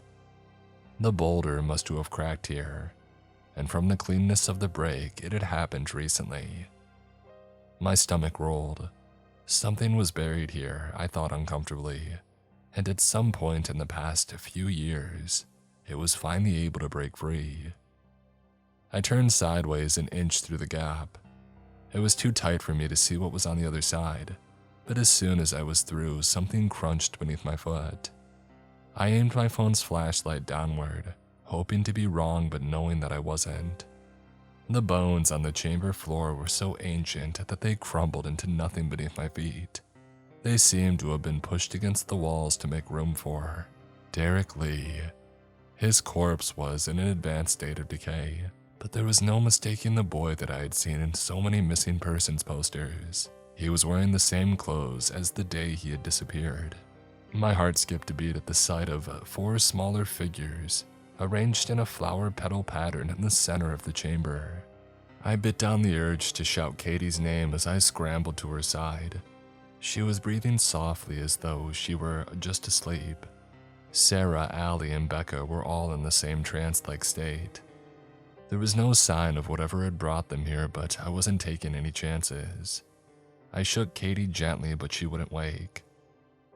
I thought back to what I had read on the printout from Derek's room.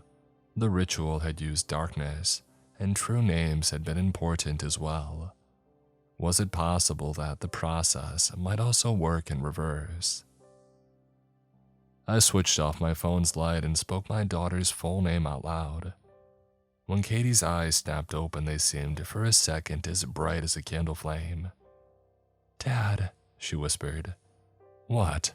I answered, leaning in close. "It's right above you." I had swept my flashlight around the chamber, but it hadn't occurred to me to look up.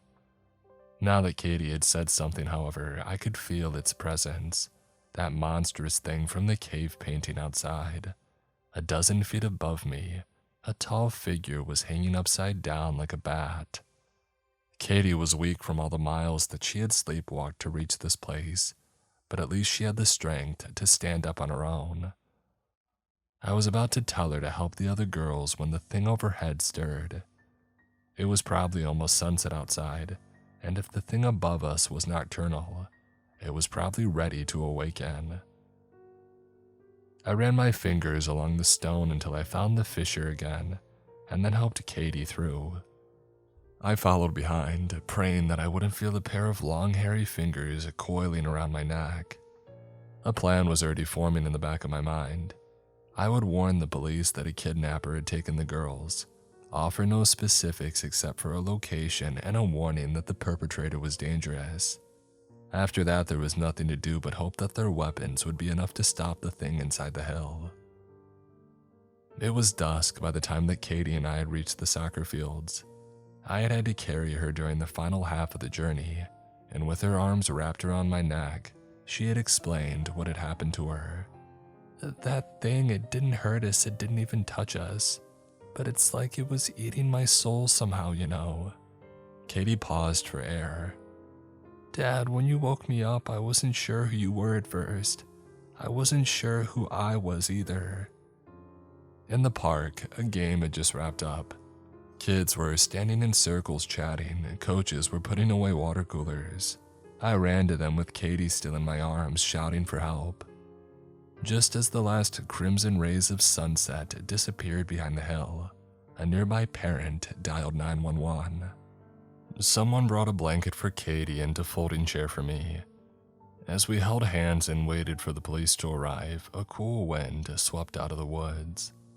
It came from nowhere, blowing away soccer jerseys and snapping branches overhead. I had a terrible feeling that I knew what it meant. The thing in the hill had awoken, and it knew that I had been inside its sanctum. Flashing red and blue lights appeared in the parking lot. 6 uniformed officers came running out of their patrol cars, along with the same 2 detectives who had come by my house before. Oh, what a surprise to find you here, Detective Stetcher sneered. He walked toward us slowly, hands tucked in the pockets of his overcoat, like he had all the time in the world. Detective Harris went straight to me, took down a description of the trail in the cave, and moved out with the rest of the officers. His partner, however, remained behind. There was something disturbing about Detective Stetcher's calm, almost mocking smile, as though he already knew what the others were going to find.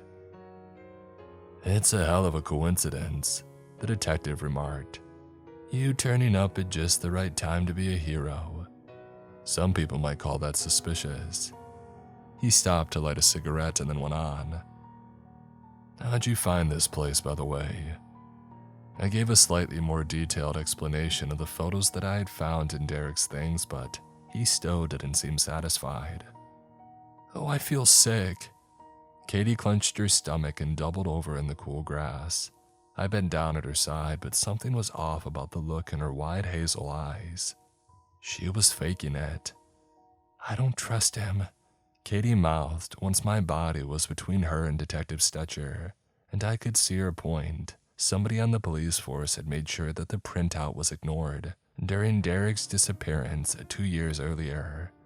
After we did the ritual, Katie continued, it was like that thing was inside our heads, controlling us whenever we fell asleep. It was like a bad dream, except you knew that all of it was really happening, and you couldn't wake up. If things had gone on like that forever.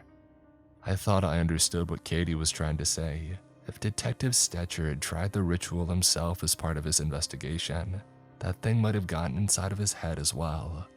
Heavy footsteps approached us. Everything all right over here? Detective Stetcher asked, with his hands on his belt. I told him that we were fine and that Katie was just still in shock. As I turned back to my daughter, I heard the click of leather sliding over cloth. Stetcher was taking off his belt. He was planning to strangle us with it. From up on the hill came a boom of gunfire. Detective Stetcher hesitated, the belt still gripped tight between his fingers. "Sir," one of the younger troopers shouted. He dashed breathless out of the woods. His flashlight spun wildly. "We found them, and your partner, he thought that he saw something up there. Some kind of animal. He discharged his service weapon." Detective Stetcher tucked the belt into his pocket and smiled. "Well, that's good news. I'll call a medical crew and get them checked out." He jabbed a thumb at Katie and me. "These two can go. Make sure they get home safe, all right." He watched us go. That sinister smile spread wide across his face. The young officer tried to make reassuring small talk as we drove, but Katie and I were too on edge to reply. We were too busy staring out the windows and up into the sky, waiting for the appearance of that awful face or a pair of enormous, leathery wings. The glowing golden light in the windows of our house made it feel like a fortress under siege. Beth ran out into the driveway and threw her arms around Katie and I. The young officer who had brought us home promised that he would be keeping watch from just across the street. Somehow that didn't make me feel any safer. Once Katie and I had washed away the filth of the cave, the four of us gathered around the big oak table in the kitchen. Maybe we just needed the comfort of our mealtime routine, to know that even after all that had happened, we could still sit together as a family. While Katie ate ravenously, my wife and I discussed our next move. "I think we ought to get out of town for a while," I told Beth. "I've got some vacation days saved up and a change of scenery would do us all good." "I'll start packing right away." Beth pushed her half-finished plate away and we both went upstairs, throwing clothes into suitcases like we were aristocrats fleeing some sort of revolution. We had mostly finished when Beth had paused and squinted out through the blinds. "Honey," she called out, "that cop's gone." Sure enough, the cruiser outside was empty, and a dark-colored car I didn't recognize was parked on the street a short distance away. The doorbell rang and Katie went to answer it. I wanted to scream at her to wait, but the words died in my throat. Something had landed on the roof, something that moved with heavy, scraping steps. Downstairs, my daughter opened the door. "Officer?" I heard her confused voice echo from the bottom of the stairs. "Is everything okay?" Glass shattered in the kitchen. Katie started to scream but then was silenced. I bolted downstairs to see Detective Stetcher reaching through our shattered back door with a gloved hand. Glass crunched beneath his boots as he stepped inside. "There is no escape," he growled in a voice unlike his own. "You'll be with me forever." I glanced toward the front door where the junior officer had clamped a gloved hand over Katie's mouth. I suddenly felt sure that if these two people got my daughter out through that door, I would never see her again. I took off toward her, but Detective Stetcher was too quick.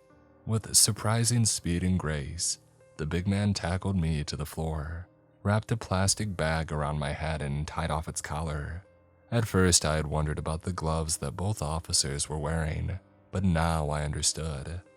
They wanted to get rid of my family without making too much noise or a mess. Maybe the officer who had driven us home had performed the ritual with Detective Stetcher, or maybe he was only following orders. It didn't matter. Each breath brought less air into my lungs. The last thing that I ever saw was going to be shattered glass on my kitchen floor, and my daughter being dragged out into the night. Detective Stetcher grunted. His grip loosened enough for me to turn and see Beth, who had just swung a rolling pin into the side of his skull.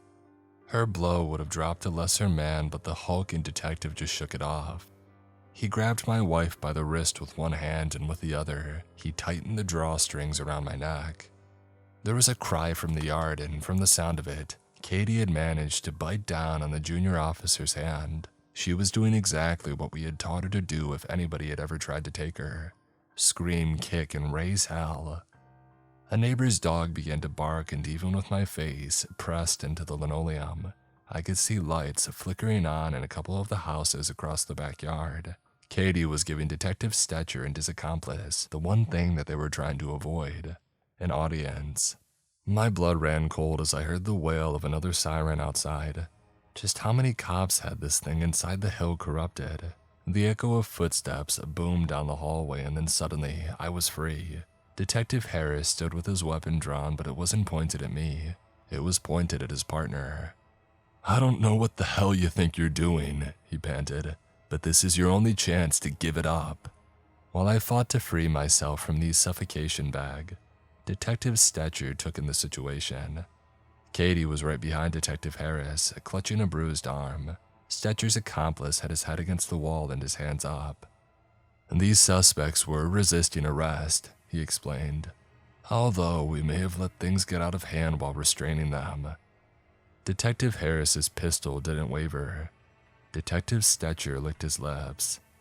"Oh, come on, partner," he went on. "You wouldn't shoot a fellow officer, would you?" "I've seen things today that I never thought possible," Detective Harris spat. "You might say I'm warming up to the idea."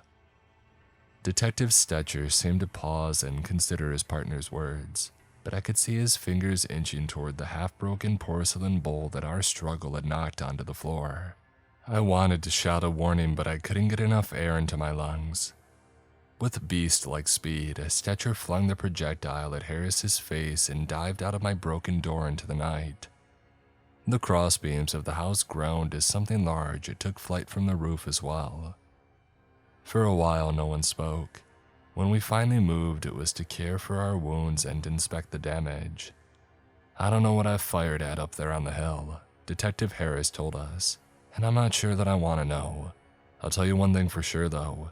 As soon as I can pull enough strings, a surveying crew is going to march up that trail and blow that thing's nest to high heaven. We'll call it removing a landslide hazard, or something like that. Whatever it takes to get the paperwork through."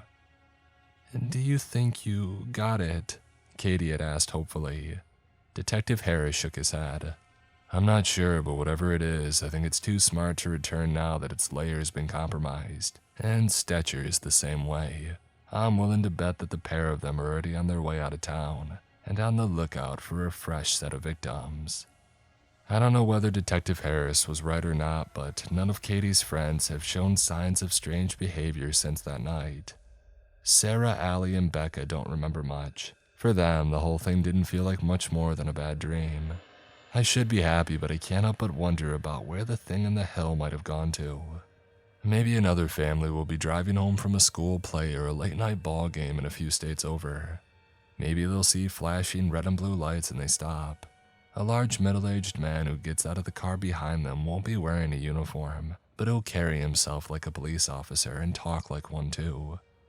Instead of giving them a ticket, he'll point his weapon at the kids in the back seat and hand them a sheet of printer paper.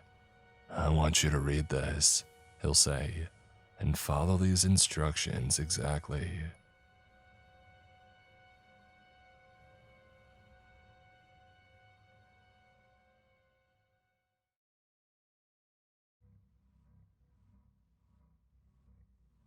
A couple of truths for you before I begin my story. Litherlax lives in the puddle on the Westwoods back lane. This is truth. Every kid north of the river knows it is such.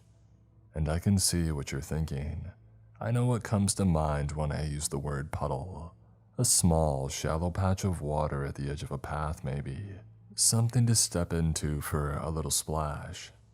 Well, Litherlax's puddle is nothing like this. Sprawling and vast, it covers an entire stretch of the aforementioned back lane, overgrown and bordered with mossy green rotted fence. And it's always there, always. Even at the end of the warmest summer days, the hottest, driest summer weeks, the puddle remains. It never shrinks or evaporates. And when it rains, it bloats and swells to truly monstrous size, like a lake more than anything else. It's raining now, actually. The drops fall thick and fast onto the surface of Litherlax's puddle. Another truth for you. Litherlax steals children. We don't know why and we don't know what for, but he takes them on their way home from school. At night sometimes, and they never come back. We walk in groups for that very reason.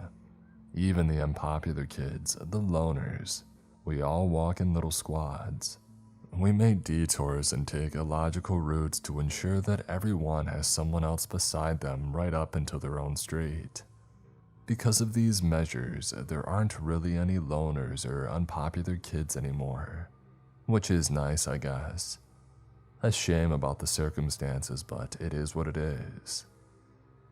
I tighten my grip on my baseball bat, a low-grade weapon to be sure, but I lack the courage to take a knife from the rack in the kitchen. A curious thing for me to say, I guess, considering that I now stand at the entrance to the home of a monster.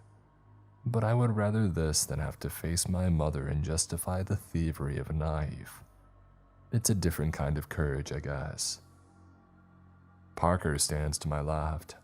He rubs at a band-aid on his elbow. The rain splashes on the peak of his cap. Faded blue, gone gray with age. He wields a hammer, taken from his dad's toolbox, I guess. I doubt the man would care.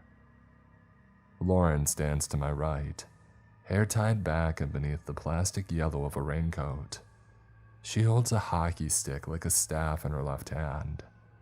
She looks at me, her deep brown eyes full of anxiety.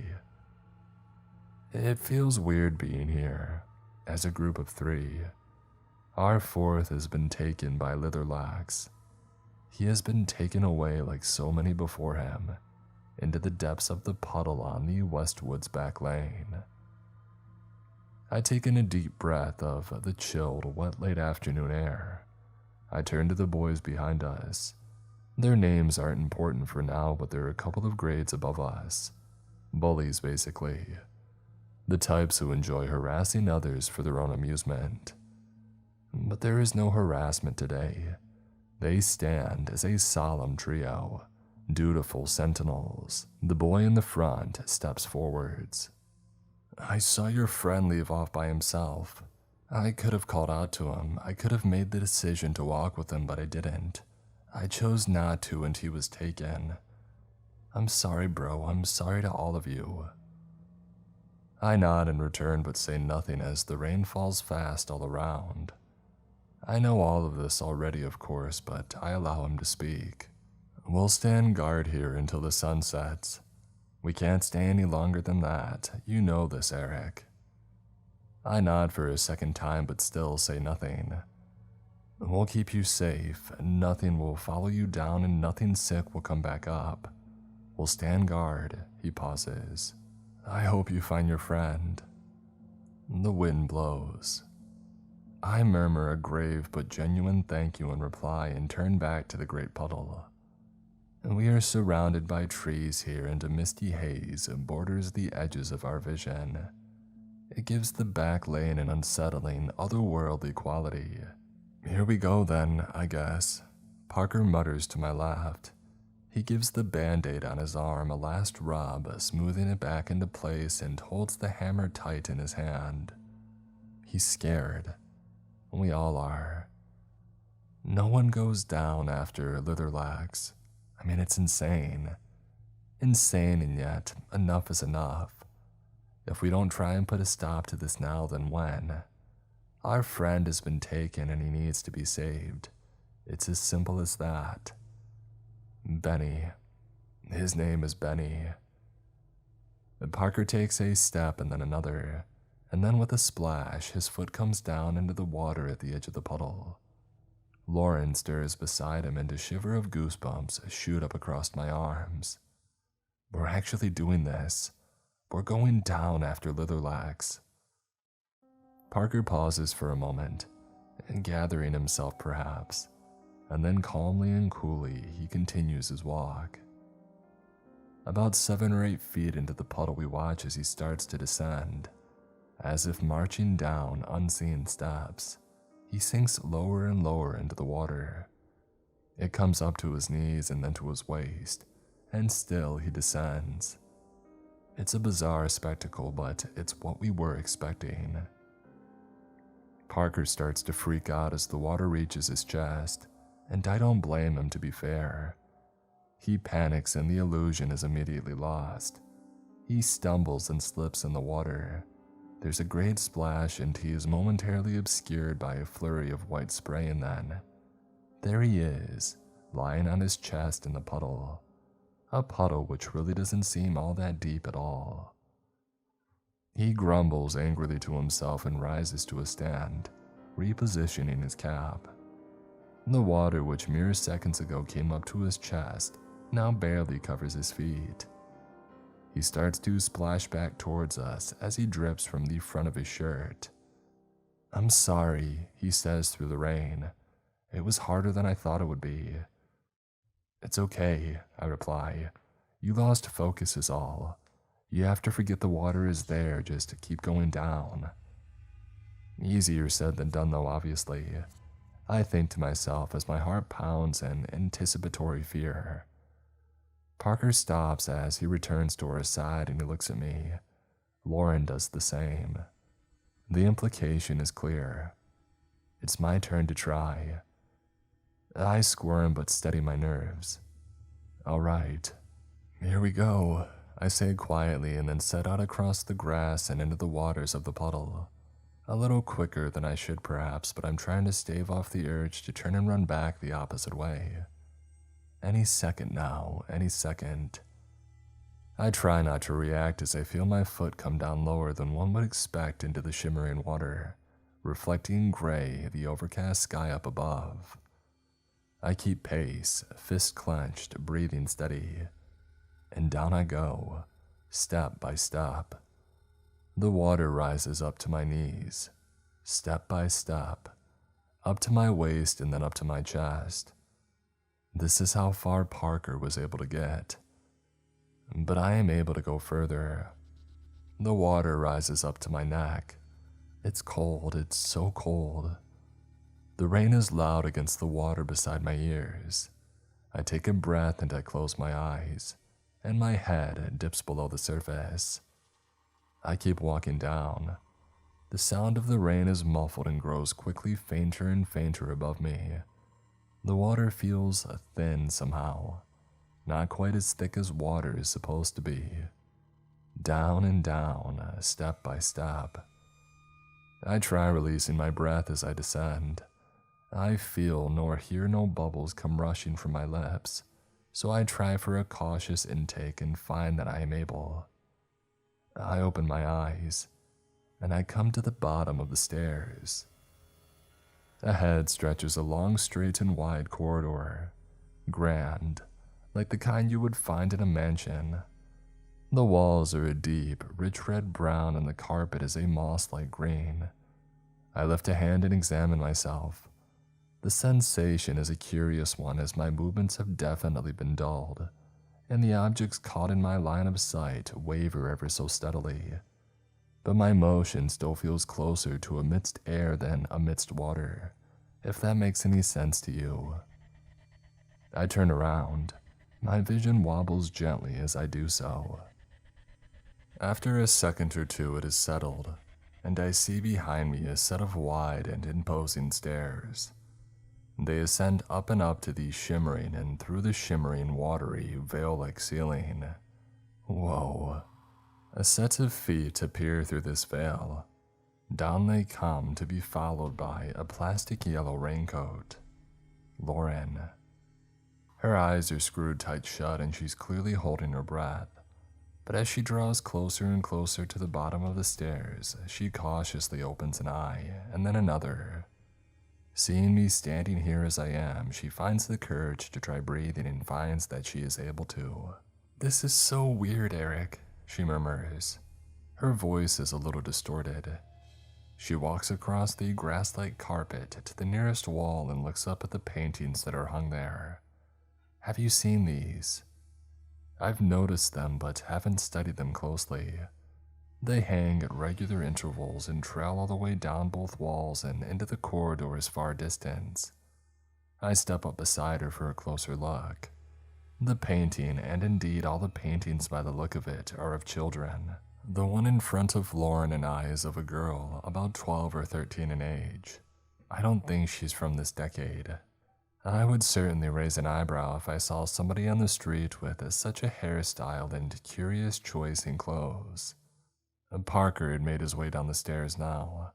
He tugs his hat a little tighter down onto his head, afraid perhaps that it's going to float away. What the hell is this place? He wonders aloud. It's certainly not quite what we were expecting. Come on, I say to them. Let's get moving. And so we do. We start to walk down the long level corridor illuminated by quaint chandeliers hung up against the ceiling. Our shadows, many as they are, seem to ripple softly against the carpet. I look at the paintings as we pass them by, nerves racing. The more we pass, the more the clothes and styles start to become familiar. Some of the kids look as young as 5. Some like the first girl in their mid-teens, but none of them are smiling. They look out at us passers-by with expressions of longing and loneliness. They're haunting in their authenticity. It's subtle at first and it takes a while for us to notice, but after about 15 or 20 minutes of walking, it becomes clear that the carpet is longer than it was before. Even wilder, it sprouts up in places like grass or weeds, like moss drifting in a river. As we walk, this weed-like grass rises higher. It reaches our knees as the corridor comes at last to an end, 40 or 50 minutes from the stairs. The corridor opens and widens into a great hall. Pillars tempered with iris and watery green ferns mark the corners. A pedestal of chipped white stone stands in the center, and the carpet reaches almost to its peak. There's something coming, Lauren murmurs, and the hairs on the back of my arms bristle and rise. We huddle a step closer together, us 3 warriors beneath the puddle on the Westwood's back lane. Movements catch my eye, but I can't tell if it's legitimate or a trick of our shimmering surroundings. The grass-like weeds of the carpet waver in the thick wet of the breezeless air. Anxiety rises. Parker tightens his grip on the hammer, a motion that makes noise. Lauren starts to nervously hum a little tune. It's a habit of hers. Her reasoning is that characters in horror movies are never taken or killed while singing an upbeat tune. This evening, she has chosen the theme to the old sitcom, Perfect Strangers. We listen to the melody as we await the arrival of some monstrosity from one of the off-shooting corridors. Litherlax himself, perhaps. Who knows? Parker eventually snaps. Cut it out already, Lauren. You're not helping. She does so wordlessly, and I can almost feel the flood of regretful, immediate guilt flowing out of Parker and into the hall. I'm sorry, he says at once. I'm just nervous is all. It's okay, she says. There's another long pause, rich with tension, and I pick up the tune where Lauren left off. Whistling, she joins in, as does Parker, and we begin to push deeper into the hall, steadily approaching the pedestal in the center. The snake appears when we're about 3 or 4 feet away. A deep, greenish gray, it blends in well with the surrounding grass, and we come to an instant stop as it slithers out from the weeds. Around the pedestal it goes and goes, around and around until it is coiled upon its perch, staring down at us with 2 unblinking golden eyes. Its tongue flickers briefly out, and then retracts at once. It looks from Parker to Lauren and then to me. It opens its mouth, and I find myself curiously unsurprised to hear it speak. Its voice is deeper than I would have expected for such a creature, and its tone is low and steady. You have made a mistake in coming here, children, the snake tells us. Its tongue flickers out again. Others have crept below in search of friends and family. You are not the first. Were they successful? I asked the reptile. Did they save their friends from Litherlax? For this creature is not the great he. I feel it on an intuitive level. Litherlax lives, the snake replies. With respect, that is not what I asked. The snake uncoils a little, slowly lowering its head a few inches closer towards me. I stand my ground, but both he and I notice the adjustment of the hammer in Parker's hand to my left. "I wouldn't try it, boy," the snake says to him. "I may be large, but I am the quicker by far. You would be dead before the weapon was even raised." "Have you seen our friend?" Lauren interjects, her soft tone diffusing the tension by a degree or two. "Our friend Benny." The snake pauses. He turns to her and tilts his head in thought. Benny. Is that the name you say?" "Yes." The snake's tongue darts out and flickers before us. He pulls back with a sigh. "I am afraid you are simply too late." Litherlax dawdles not. "It is too late. Your friend has been drained. Turn back, lest the same fate befall the three of you. Please, turn back." My heart pounds with panic, but I step forward, pointing a finger at the creature on the pedestal. "No," I say, "that can't be right.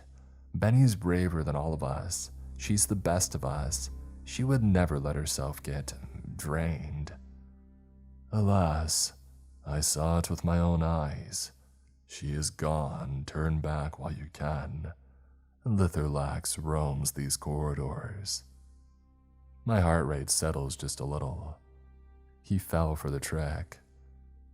I lower my hand to give the snake a quick dry grimace. "I think you're lying to us, reptile. You don't seem to know much about human names.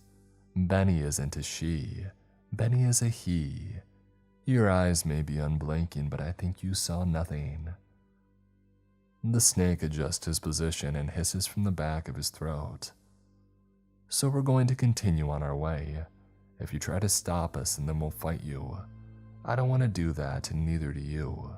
So let's just go our separate ways and in good faith." The snake raises his head. "You are foolish. Danger and despair await you down these corridors. I implore you to turn back and save yourself the heartache and the pain." "We aren't going to turn back," says Parker. "We won't." "Then you are doomed," replies the snake, and down he goes. Uncoiling down the pedestal, he creeps back into the grass of the carpet and slithers away, quickly lost to sight amongst the weeds. 3 further corridors branch away from this hall, and the one that leads ahead seems as good a choice to take as any. So we soldier on, pushing through the green, as Litherlax awaits in the deep. We round the central stone column and leave the hall behind, marching onwards down the overgrown corridor. We do not dwell on the rumbling that echoes behind and beyond the ornate walls. "Drained," Lauren murmurs after a while. "That's what the snake said." "Well, the snake was lying," Parker replies.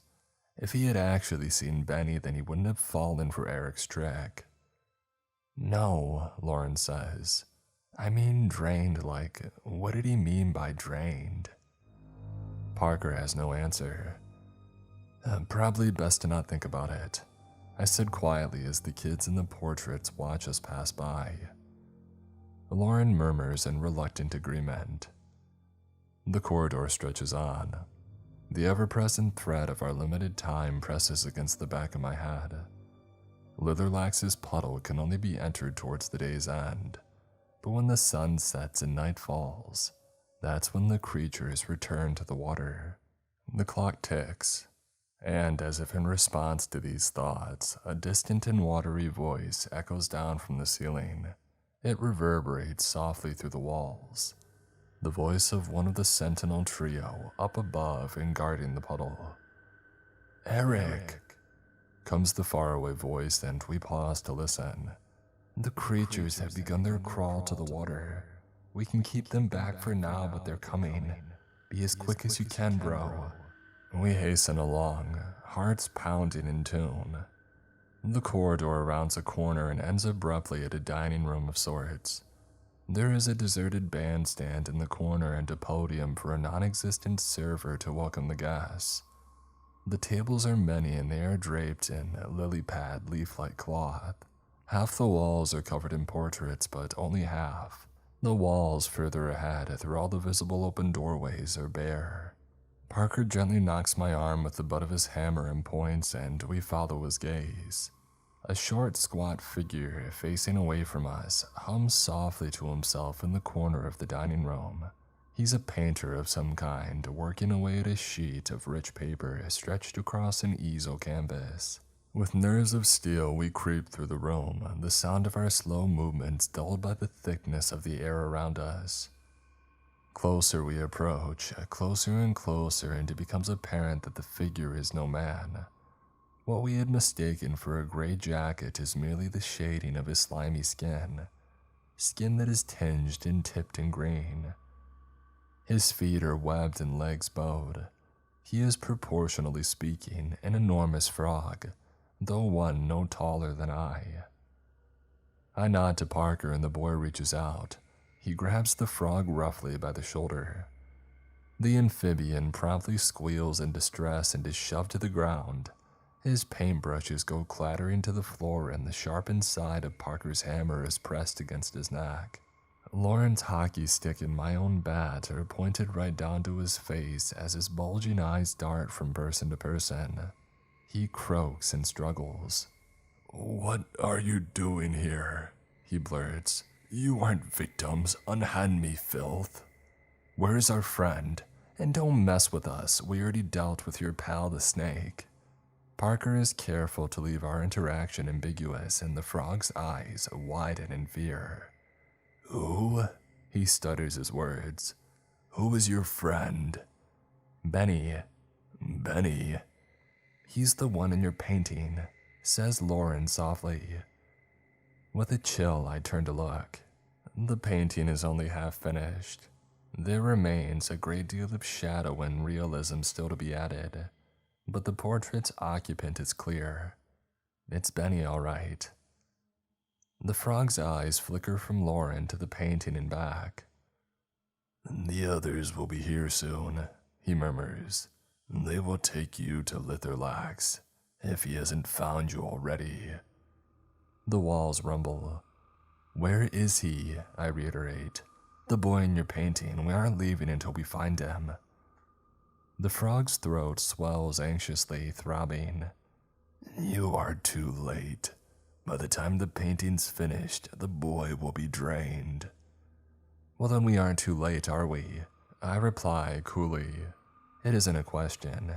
Your painting remains unfinished."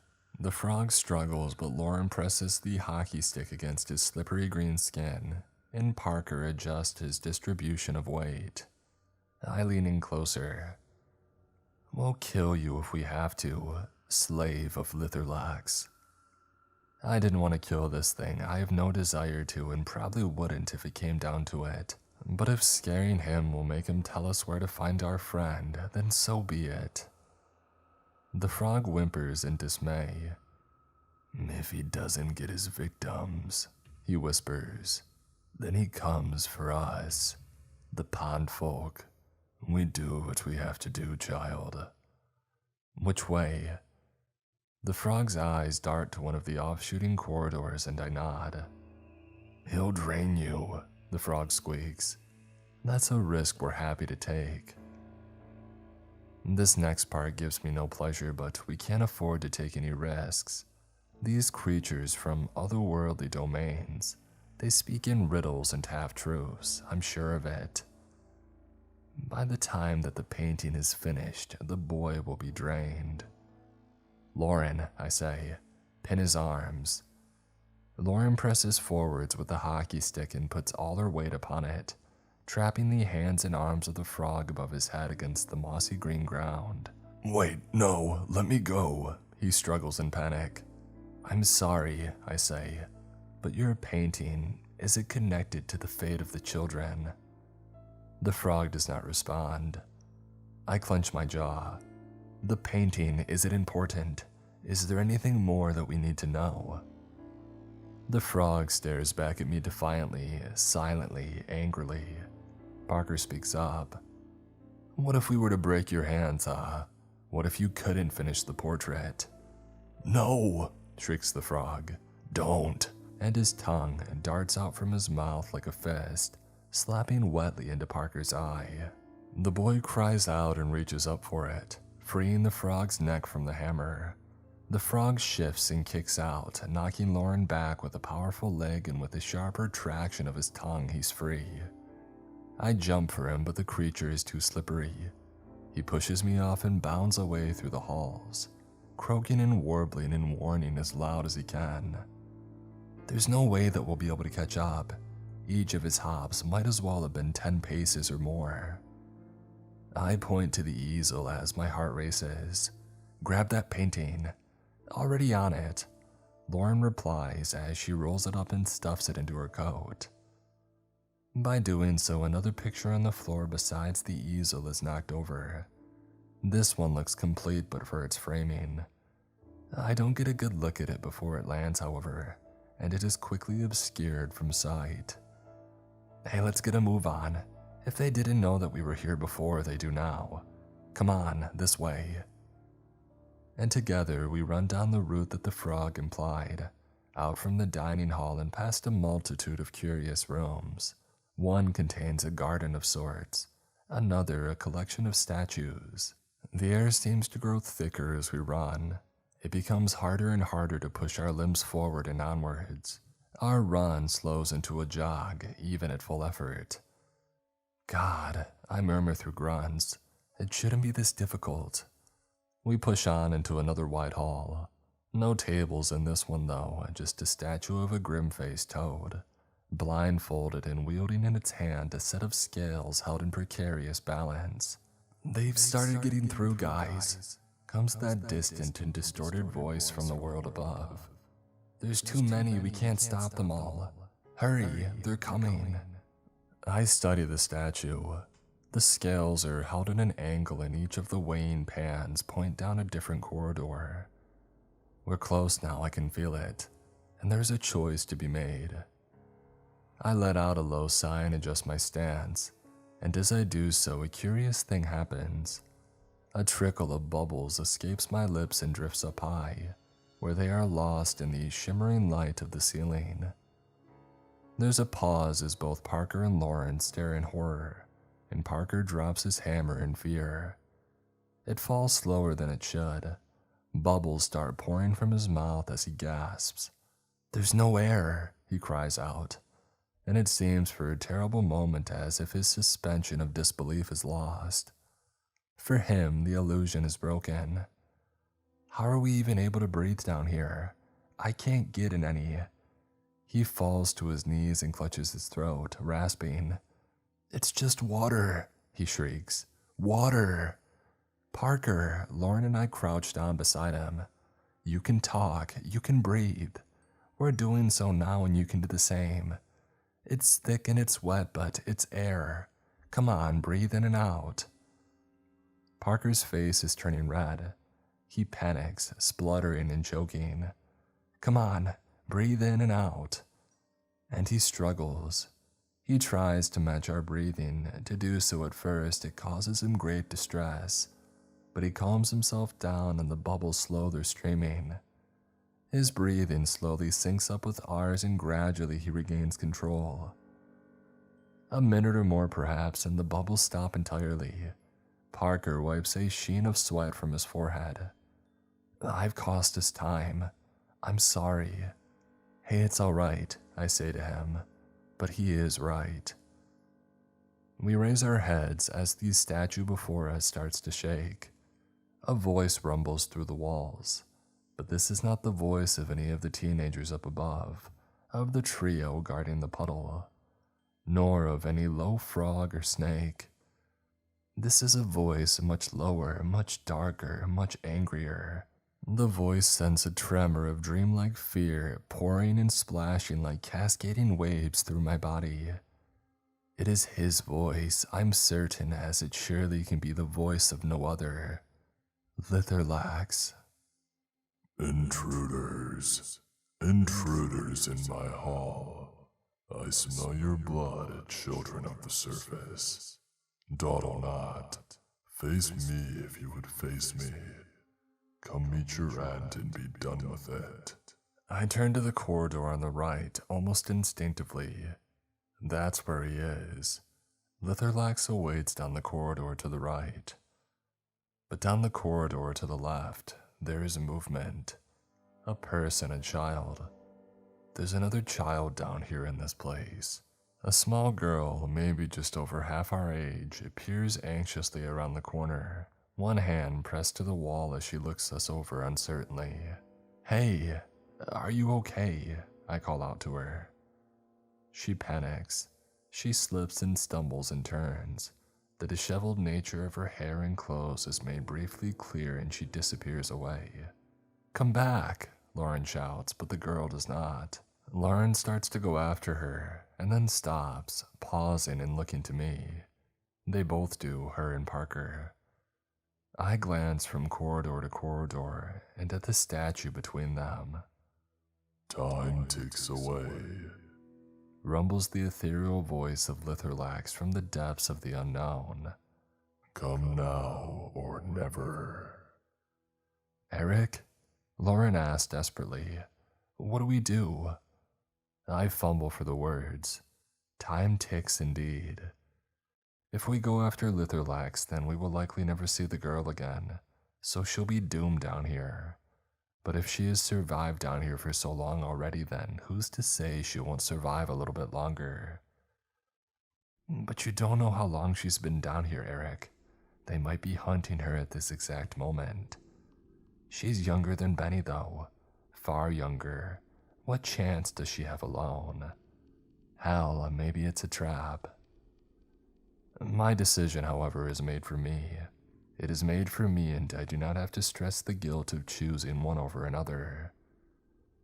Parker breaks off from the group, reaching down and grabbing up his hammer, running as fast as he's able given our surroundings. He heads down the corridor to the left after the girl. Turning back over his shoulder, he shouts, "Go find Benny. Don't wait up for me. Just save him and get yourselves out of here. Go!" He disappears from sight around the corner. I grab Lauren by the sleeve of her raincoat and drag her to the right, and together we run in desperate pursuit of our friend and the monster that took him below. The thick green gray of the carpet reeds and watergrass is now almost waist high, and it brushes wetly against us as we push on through the corridor, ignoring the occasional bursts of bubbles dispelled from our movements through the undergrowth. The air is thick now and heavy. The walls, as grand as they are slimier. The reek of the place grows stronger and stronger as we pass by room after room. The reek is Litherlax, I'm sure of it, and we're close now. Every time we round a corner, I think that this might be it. This might be the one, but the corridors stretch maddeningly on. "They are coming," echoes the voice of our guardians above the surface of the puddle. The pond folk return to the puddle. "Do you think that'll be okay?" Lauren pants breathlessly. "Parker, do you think you'll be alright without us?" "I don't know." We gotta focus on Benny first. One hurdle at a time, we go for Benny. The light is changing ahead. Since the beginning, an aura of subtle blue-green has tinted our surroundings, but that ends at the next corridor. Viscous red shadows are thrown from stone ornaments against the walls. As I breathe in, I can taste the faint tang of something metallic and bitter. Lauren shoots me a glance. I read her mind in the expression. Litherlax. We slow to a cautious stop, hearts pounding, and creep around the final corner, ducking behind a statue of an eel, coiled and silent. My innards clench in revulsion at the sight that lies ahead. The corridor ends in the largest room so far, a great and kingly hall with a single long table that extends almost from wall to wall. The wild grass-like life of the carpet is less obvious in here. The floors are clearly carefully maintained and often trimmed. There are windows in the wall, the first that I've seen, but beyond the colorful stained glass is only gently swirling watery mist. Each window is flanked by statues of Litherlax himself, and the great table is covered sickeningly and carelessly in the bodies of his victims. I feel a sharp pain and realize that Lauren is, perhaps unconsciously, clenching my hand in terror. The bodies have indeed been drained. There's no other word for it. Drained, as warned the snake, as warned the frog. They are all children, and they are all long dead. Their eyes look blindly out at nothing from the hollows of their heads. They are little more than veinless skins of white and gray, pulled taut across the skeletons within, piled and sprawled across the tablecloths from end to end. My teeth clench hard and I raise my gaze. The frog is here too, beyond the table at the far side of the room. His shadows are many and red, cast from the ruby chandelier that hangs overhead. His neck is craned back. He croaks and throws out his arms and pleads with the very creature that we have come all this way to see, the colossus upon his enormous throne of cold and mossy red stone. He is Litherlax, a bulging, leaking, and writhing leech. Monstrous in size, his squirming sends ripples of disgusting noise reverberating around the walls. Slimy and shiny and black, he pulsates grotesquely, and the reddish light from the chandelier catches in the faint scarlet markings that run all the way down his various segments. His middle is thickened and bloated and heaving, and the only distinguishing feature that differentiates his head from his tail is a throbbing, distended ring coated in black ooze that now hangs menacingly above the quivering, pleading frog. But it makes no sense for monocles. The great leech warbles. His mouth does not move in time to the words, rather they seem to seep from the membrane of his very skin. I do not understand how they found the strength to breathe. You assured me that the air was thicker than human children could handle, when forced to exertion. It should be. Oh, Litherlax, the great drainer. They must have tricks. They are sneaks, arrogant and stupid. Litherlax's voice drops an octave. His wet and pulsing mouth lowers closer to the anxious frog. I ask not for excuses. Tell me at the least, did you finish the portraits? Are they ready for hanging in my gallery? For Monocles, the frog squirms from leg to leg. I finished the first, Litherlax King. The girls. Litherlax rumbles and he draws back, ooze leaking from his ring of lips and onto his throne with a splatter. That will do then, for now. Lauren and I exchange a fearful look. The girl, does he mean the young one in the corridor? The one that Parker ran after? Our question is answered immediately, however, and we are wrong. Litherlax slithers round in a quick half circle, his lower body thrumming excitedly as he reaches up to the high ceiling. We follow his movements and gasp. Lauren slams a hand over her mouth. I can't believe that we didn't see them sooner. In cages colored in the same patterns at the ceiling, hung from great long chains, are two children. A girl of about 14, and Benny. Bring the cages around, and open the first. Monocles darts to the edge of the room and pulls on a great gray lever, freeing a metal wheel in the wall which he then spins around in his slippery grip. With a great clank and grinding of gears unseen, the cages, following some kind of rusted rail, jerk awkwardly along their routes and closer to the center of the room, above the great table. Eric, Lauren hisses. What are we going to do? But I don't know. I don't know what to do. The cage with the teenage girl in starts to descend, swinging on its chain as it does so, and then 6 or so feet above the table, the floor of the cage slams open, and the girl falls screaming to the pile of corpses below. And with a speed surprising for his bulbous and bloated size, Litherlax darts forward. His gray-black oozy ring of lips peels sickeningly back to reveal 3 pinkish-gray beak-like jaws. Please, the girl cries out in panic, bubbles pouring from her mouth as she throws up her hands in meager defense. but she stands no chance. Litherlax's fangs, each no bigger than my own fist, munch deliriously into her side, and with a squirt of blood, she is brought down writhing. The creature's lips roll back over the fangs to fix like suckers on the girl's side, and in the space of no more than 10 seconds, he drains her. His body pulsates as great gulps of blood are drawn into his focused, contracting and monstrous body. His innards groan and growl with satisfaction as the girl withers like a leaf before our eyes. The frog watches from the sidelines, a picture of quiet terror. Does he see himself in the place of the girl, perhaps? I do not know. Litherlax gorges for another full minute, draining the girl of every last possible drop. The gears turn in my head, piecing together all the information that I have available, creating a plan as best as I can. The frog, despite his nerves, finds the courage to clear his throat and to interrupt. My lord, the children, the surface dwellers, they will be here soon, surely." Litherlax grunts and disconnects with a shower of droplets of blood. He raises his head to the ceiling, quivering as his sucker-like mouth throbs in pleasure.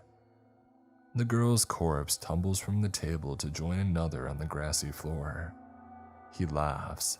He chortles and his segments shiver and quake. "Oh, for monocles, worry not. I smelled the surface dwellers the moment they arrived." He swivels and his dark wet mouth now points precisely this way. My blood chills in its veins. "They are already here." Litherlax darts suddenly forwards, and with a burst of adrenaline, Lauren and I scramble to the side, running out into the hall as Litherlax knocks into the statue. It totters but does not fall. "Surface dwellers, victims to be, how good of you to deliver yourselves to me. I am most grateful." "Lauren," I mutter, "get to the lever, bring down Benny's cage." Yes, Lauren." Litherlax laughs and taunts as he slithers around us like an oozing leviathan, knocking bodies beyond count to the floor as he moves over the table and blocks Lauren's path to the wall. "Get to the lever. What can you hope to achieve in my halls, children? You are outmatched and outclassed. You have wandered to your doom." I pause in fright and worry that perhaps the great leech might well be right.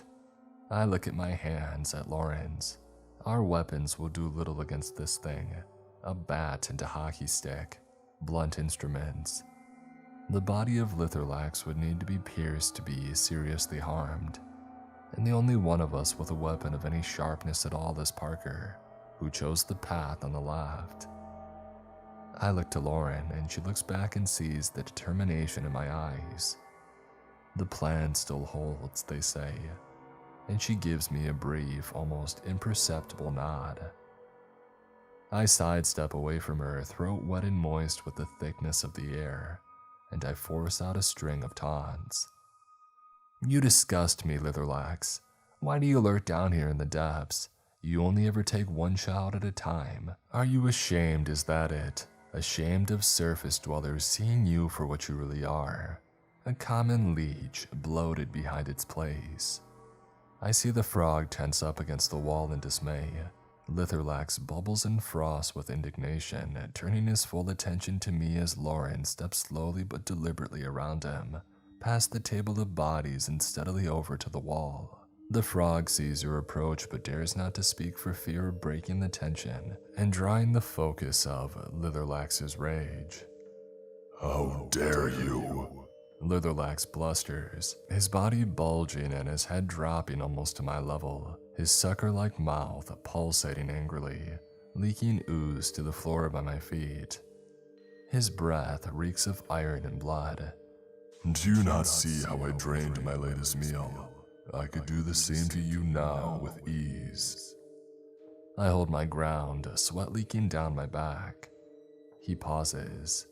"But I must admit, to make it this far to stand against such power and strength with such boldness, I respect that, as much as I might pretend otherwise. I will give you one final chance. Turn tail and return to the surface. Turn around now and never come back. This sudden change in demeanor sends my alarm bells ringing. I don't buy it for a second. This supposed random compassion. This creature who steals children from the surface. He who drains them of all their blood and leaves them strewn about his halls. I have seen his speed and his strength, yes. I don't doubt that he has the power to drain me in seconds if he so chose. But he hasn't, has he? I glance up to the cage, suspended by its chain. Benny looks down at me, silent but eyes wide, hands gripped tight around the bars. And nor has Litherlax drained Benny. I glance from the statues of Litherlax to his enormous throne, to the cowering body of Harmonicles, the artist frog. I consider the portraits in their hundreds, lining the walls of Litherlax's below puddle, pond mansion home. It's his pride. That's why he can't bring himself to drain me, and his pride will be his downfall. Lauren has reached Harmonicles, and the frog at last can't contain himself no longer. "My lord!" he croaks desperately, ducking to avoid the smack of Lauren's hockey stick against the wall behind him. "Do it, Lauren," I shout to her, keeping my eyes firmly on Litherlax. If he has eyes himself, I cannot see them. Litherlax pays the commotion no mind, and I address my next words to he, as Lauren pulls the lever and turns the wheel.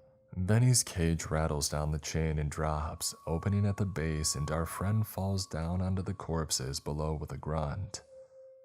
"Litherlax," I begin. "Litherlax, you liar. You compassionless monster. As much as you might want to, you can't eat us now, can you? You just can't. Because we haven't been immortalized as portraits, as trophies for your gallery. God forbid you lose track of your conquests." Litherlax sees, raising himself up to his full height, but I continue, fists clenched and legs shaking. "What if you were to go right ahead and drain us right here and now? Would your frog servant be able to complete the portraits having seen us so little? You would screw them up, surely. They would be wrong, embarrassing mistakes. Permanent reminders of the children who dared to come down and face you, here in your lair." I nod to Benny, now by my side, cowering from the Great Leech. "We've destroyed Benny's work in progress," I lie, thinking about the picture currently rolled up in Lauren's jacket. Does Harmonicles possess the talent to start from scratch, using nothing but his own memory? I shoot an icy glare to the frog across the room, and he cowers back as if stricken with a blow. Lauren has begun to make her way around the edge of the room. The walls shake. "So I think we're done here, Litherlax. We'll be on our way now." Litherlax throbs for a moment more and then screams down towards us. Hot and blood-rich, watery air sent blasting across our faces. "I should drain you now for your insolence. How dare you, how dare you!" He splutters and writhes, angrily slamming his tail across the table and knocking a myriad of bodies to the grass. "Respect is a two-way street, you disgusting leech," I reply levelly. Litherlax writhes in rage, but he does not strike, and I can only presume that my theory holds. I reach out for Lauren's hand and I haul Benny up to his feet by the back of his shirt, and together we back our way out from the hall. Fine, consider yourselves escapees, if you will. Enjoy your victory while it lasts. You may be spared the fate of my power, children of the surface, but the pond folk will have you. They will tear you apart as pond scum and feast upon your bones. So go to them and reap your reward." Litherlax swivels and pulsates, slithering his way back to the throne. His tail whips back and slams into the wall, leaving a dent into deep dark stain.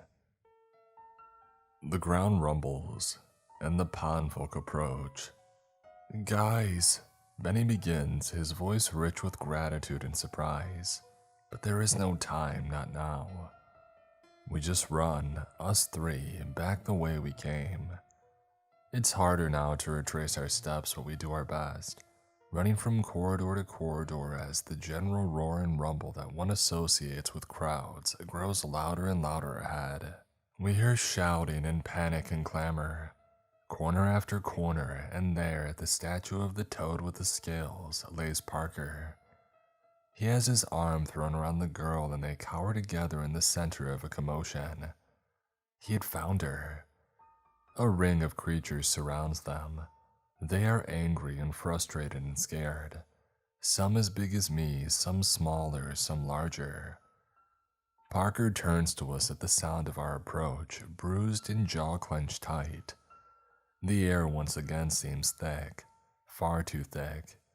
It's curious how it comes and goes. Bubbles drift up from the disturbed grass to the misty ceiling, and I do my best to ignore them. Parker is unarmed, and after another second of scanning the crowd, it reveals his hammer is held tightly in the hand of a newt, raised and poised as if about to strike. The newt, along with his comrades, turn to regard us, his yellow eyes bulging, his pupils narrowing and widening with uncertainty. "Intruders," he whispers, and the word is echoed amongst the others, the frogs and toads and turtles. An enormous fish, suspended impossibly above the ground and floating in place, raises a fin, her mouth gulps open. "You think we can't feel it," she splutters. "The tension in the water. Litherlax is disturbed, and it's all your fault. Who will he take out his anger upon? I ask you, who?" A murmur of agreement ripples around the group. At the mention of water, I see a stream of bubbles rise up from Parker's mouth. He screws his eyes tight shut in concentration. I watch him regain control of his breathing. The girl clutches tight to his arm. "Let us pass, pond folk," I say to them in a loud voice. "Let us go on our way. Look, I don't want to fight you."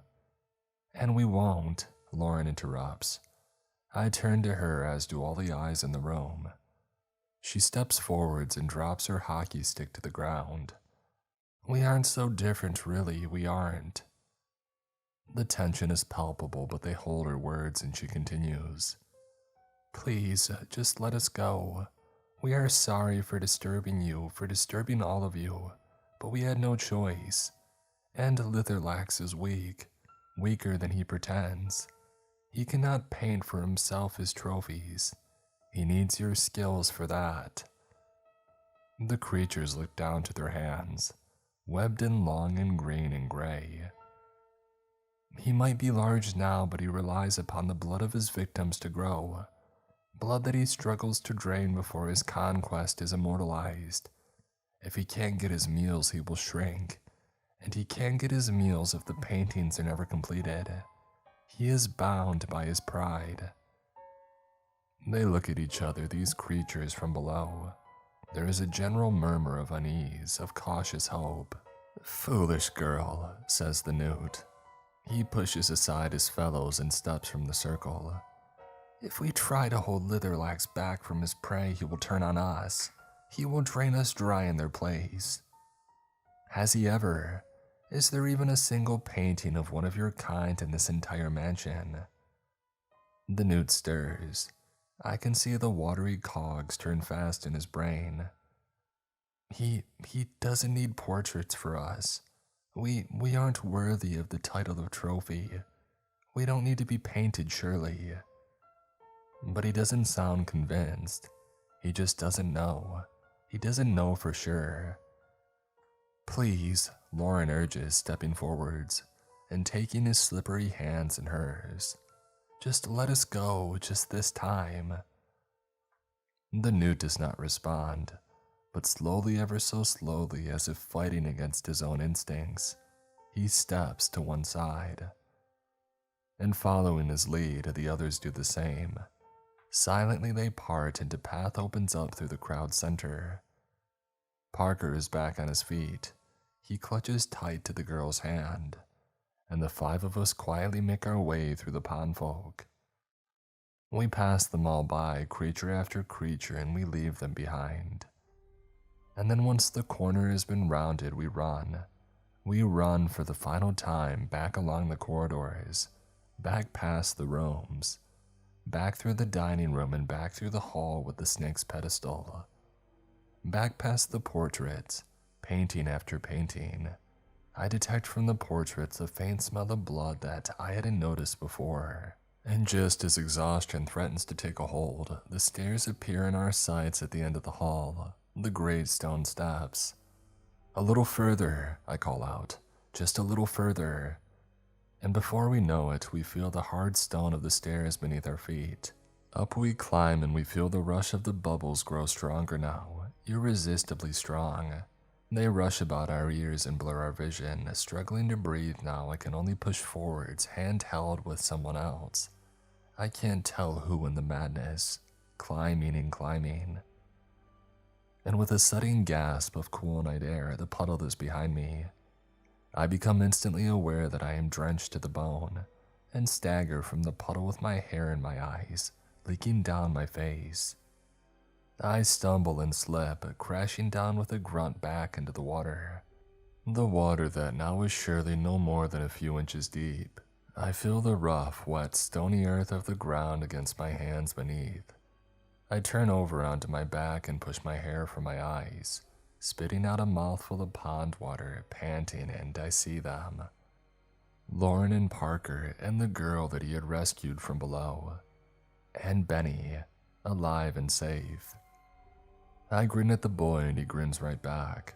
Lauren squeezes him into a hug and Parker does much the same. "Jesus," comes a voice from behind. It's one of the trio, the kids tasked with guarding the pond. They did their best. I know that they would have held back the creatures for as long as they could. I turn to face him, and as I do so, the girl that we saved runs straight from the water right into his arms.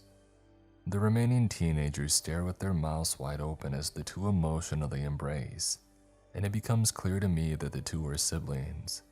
It's obvious, really, when you think to look. "Emma," he chokes, "I never thought that I would see you again.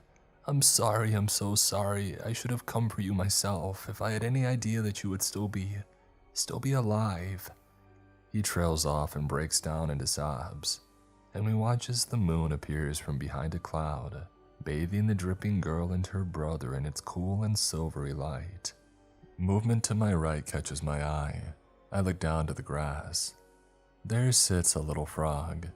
It regards me in silence, its neck swelling and contracting, the light of the moon shining as sparkles in the corners of its eyes. And then it hops down into the water and promptly disappears. It's been almost 2 months since then, and no more kids have disappeared. The teenager who blamed himself for Benny's disappearance has taken it upon himself to set up dedicated groups and patrols. "No one walks alone," he proclaimed, and to this day he's kept his promise. Benny's fine. He worries that he'll never be able to truly repay the debt that he owes us, despite our constant reassurances that he owes us no debt at all. And Litherlax. I do not know if the pond folk ever conducted their uprising, but the seeds have at least been sown, and no one's seen or heard from him since.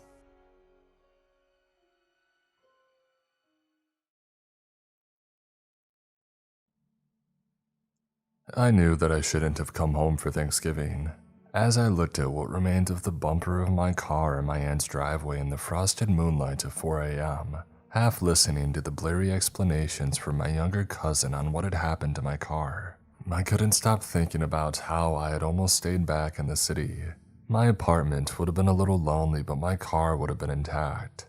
The decision to come back to my tiny rural hometown in Pennsylvania had seemed reasonable at the time, as I had spent an exhausting month navigating the waters of an unexpected messy breakup with somebody that I was supposed to spend the holidays with. A few days after I got here, feeling slightly less heartbroken, I realized what an idiot I was for not just enjoying the time to myself. I had been so scattered that I hadn't even remembered to pack socks, which my cold bare feet and the borrowed pair of my aunt's slippers reminded me of.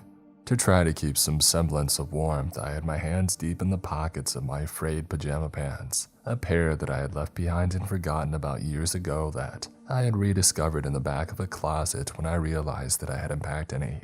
My cousin kept going on and on, walking a few steps towards me and then turning back to the mess, even though it was obvious what had happened from the crumpled hole in the garage door and the corresponding crumpled hole in my bumper. I guess he was trying to find an outlet for his guilt and nervous energy, and also there was a strong possibility that he was trying to walk himself into sobering up. I thought that I could make it to the store and back before anybody noticed. I didn't realize the brakes were that sensitive and the garage, God, it just came up so fast. He smelled like weed and some kind of sugary candy. He rambled on, his words a jumbled mix of apologies and excuses. Tyler had come to the door of the spare bedroom that I always stayed in about half an hour before, looking a mixture of sheepish and panicked, still dressed in his heavy parka. I had just fallen asleep after a restless few hours lying awake thinking about my ex, Casey, and whether or not it had been smart to end the relationship. Part of me still felt like this was just a stress-induced bad dream trying to work out my emotions. But it also was very in character for Tyler to mess up, and for me to try to clean up after him. I took my hands out of my pockets to gesture to the mess, regretting it immediately as the cold bit my fingers. Tyler, you didn't hit anything right, and how did you even get the keys? I asked, my voice somehow sounding even more exhausted than I felt. Did you go into my purse? He shrugged, avoiding my gaze and sounding defensive. No, of course not, and I found your keys where you left them on the kitchen table. I didn't think it would be a big deal. We were supposed to go out anyway. His defensive answer made me snort with bitter laughter, given how big of a deal it had become, which set him off again with a spew of excuses and justifications for why he had stole my car. I had begrudgingly agreed that I might drive him to Wawa earlier, but I had felt too jet-lagged and mopey when the time came and told him that I wasn't up for it. It seemed that he had found a way around that. As he rambled, my attention drifted to my aunt and uncle's house behind us. Its faded white paint was faintly blue in the low light, and it stood as silently as me in the chilly morning air. The patio was spilling over with garden decorations, sculpture supplies, and pieces of half-finished home improvement projects, some of which I had recognized from years ago and which were on a seemingly permanent hiatus. The porch light flickered, casting long shadows on the overgrown lawn, ankle-deep with leaves, almost as high as the field that had bordered the property. An elaborate wind chime, one of Aunt Marley's art pieces, clanged against the window.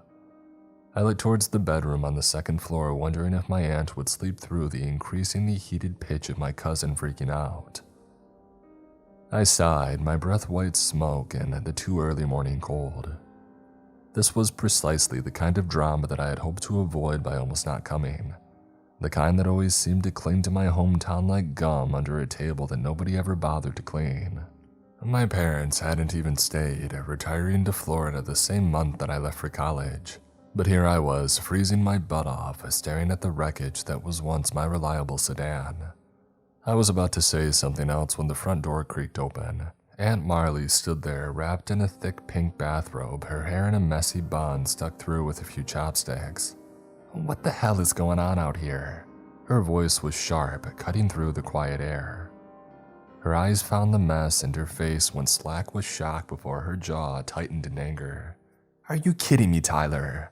He seemed to shrink a foot in that instant, shriveling at his normally pathologically cheery mother's rebuke. I just looked at her and shrugged, shaking my head.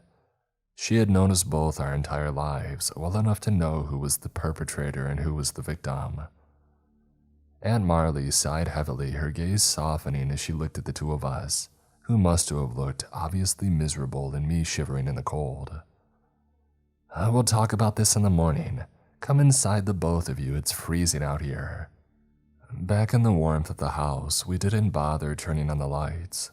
All of us were familiar enough with the low light of the nightlights dotted through the hallways.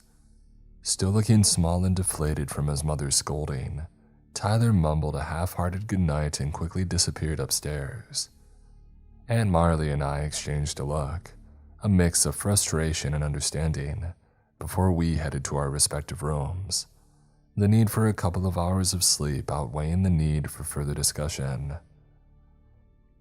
I slept fitfully, the image of my ruined car lit by the flickering porch lamp like a strobe light in a haunted house, replaying in my mind like it had been branded there. In my dream, Tyler drove through the cornfield, laughing and churning up the dirt, coming closer and closer to where I stood, tied to a post and trapped in the middle of the field like a scarecrow.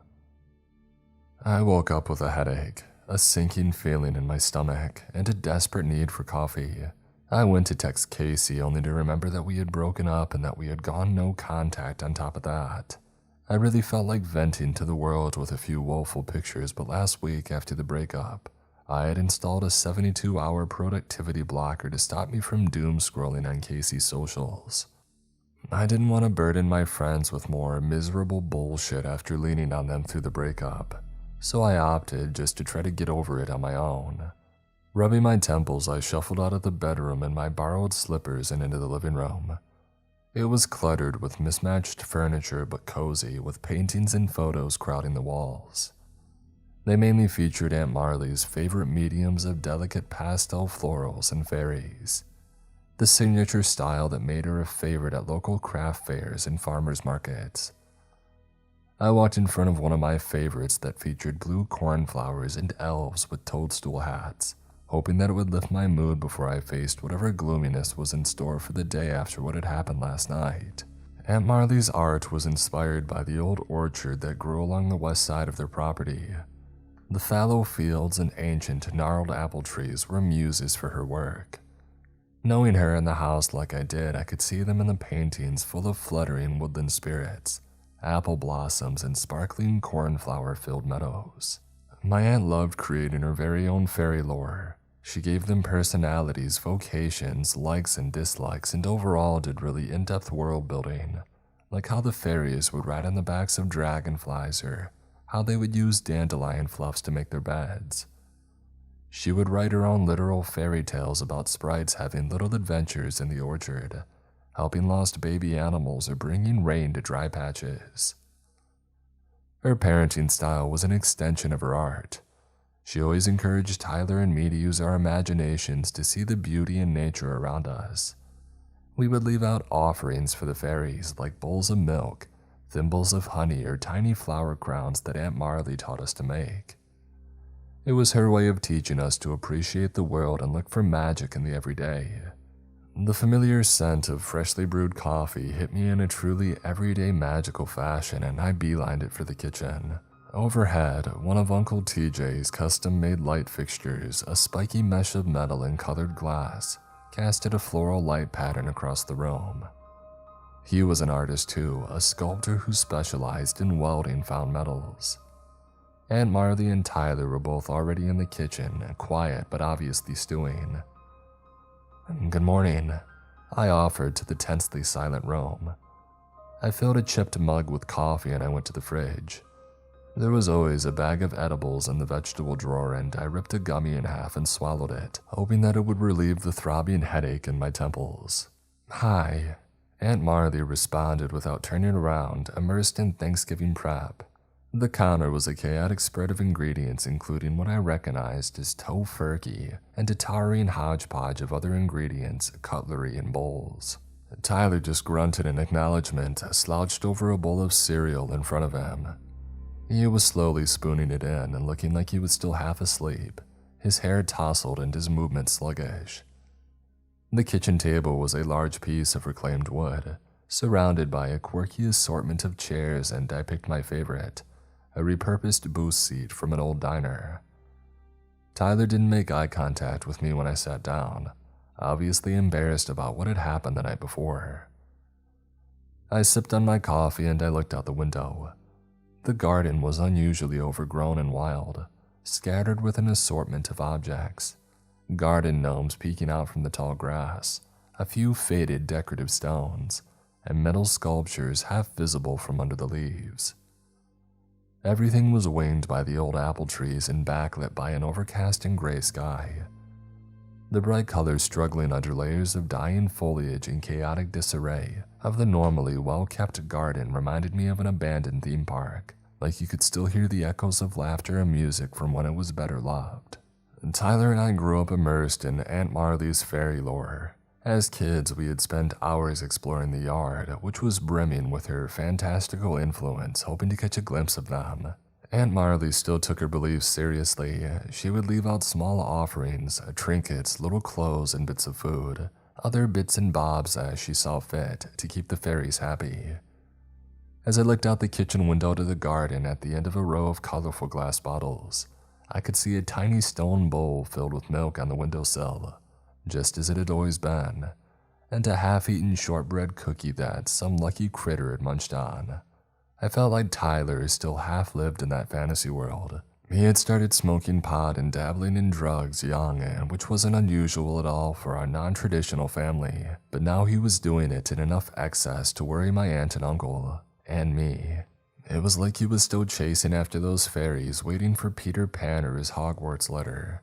Or maybe he was using our magical childhood memories to drift away from the pull of an adulthood that he didn't want to face. "Tyler, about last night," Aunt Marley started, her voice firm but weary. He didn't look up from his cereal but immediately answered, "Yeah, I know I screwed up." "It's more than that," Aunt Marley insisted, facing us and leaning against the kitchen counter. "You've been dodging chores ever since your dad left for the work trip, and that ends now." Her sentences were halting in a way that made me curious, and I fouled it away to talk to her about later. Tyler finally met her gaze, a mix of guilt and defiance in his eyes. "So what's my sentence?" "The yard's a mess. It needs mowing and that garden's a weed fest," she said, pointing toward the unkept garden outside with an oven mitt-covered hand. "Your dad would be embarrassed to see it like this. I know that I am." He let out a long breath, pushing aside his bowl of cereal, which was now mostly mush. "Fine, I'll handle it. Anything else?" "The garage," she said, her tone hardening a bit. "You need to clean up that disaster. It's a mess and it's on you to fix it." Tyler slumped his shoulders, but he nodded in agreement. "I'll clean it," he said. My aunt wasn't done. "And you're going to start helping around here more. Vacuuming, dusting, cooking, you're pitching in. No more dicking around." He hesitated momentarily and then nodded and stood up, scraping the chair back with his foot and heading for the door. Aunt Marley watched Tyler for a moment, her expression a mix of frustration and concern, like she felt like she hadn't made her point yet. I wondered how many times they had similar conversations in the years that it had been since I last saw them. "And one more thing," she added as Tyler stood to leave. "You're grounded. No going out with friends until all of this is sorted out." Tyler stopped in his tracks, turning to face her. "Grounded? Are you serious?" His face was bemused and furious. Aunt Marley always had this sort of whimsical hippie way about her. For her to come down on him like this was unprecedented, at least as far as I could remember. "You can't ground me, I'm 18. His whine didn't have the effect that he had been going for. "Yes, I can, because you are 18 and still living in my house rent-free, still in high school, and I am definitely still your mom," she replied firmly. He sighed heavily, a scowl crossing his face, but he didn't argue, either because he had agreed or he was too angry to think of what to say. He grabbed his jacket off his chair and headed out the back door to start on the lawn. Aunt Marley suddenly jolted and ran after him, and I almost spilled my coffee turning to watch her, wondering what would happen next. "Be careful with the tiny town. Just raking, don't bring the mower near it." My aunt sounded frantic, and it took me a second to figure out what she was talking about. When I did, I smiled behind my hand, relieved and nostalgic.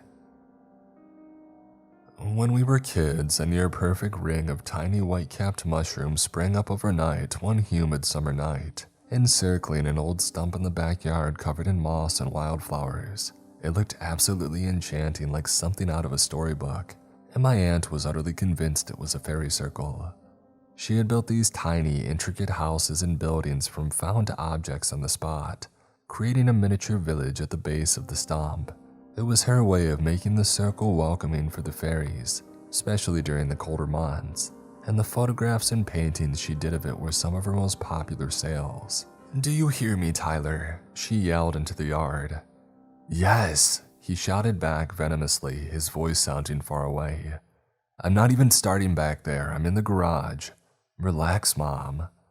As the door swung shut with a bang, Aunt Marley let out a weary sigh, sitting heavily next to me on the bench and letting her head rest against my shoulder. "You want some help?" I offered, putting my arm around her and giving her a squeeze. "All of the help, please," she answered. She glanced out the window at Tyler, who was furiously gathering supplies from the shed and bringing them to the garage, and shot me a wary look. "How about with getting ready for Thanksgiving?" I asked. "Oh no, it's okay. You've had a long night too. I'm so sorry, Alex. We'll pay to have it fixed." I had almost forgotten my car and my stomach somersaulted when I thought about the work that would need to go into fixing it. "Yeah, I know, it's okay." I tried to smile reassuringly, and she returned it weakly. She nodded, picking at a divot on the table. "Oh, thank you. I just wish that Tyler would understand things better. Her usually serene facade seemed cracked more deeply than my ruined bumper would entail.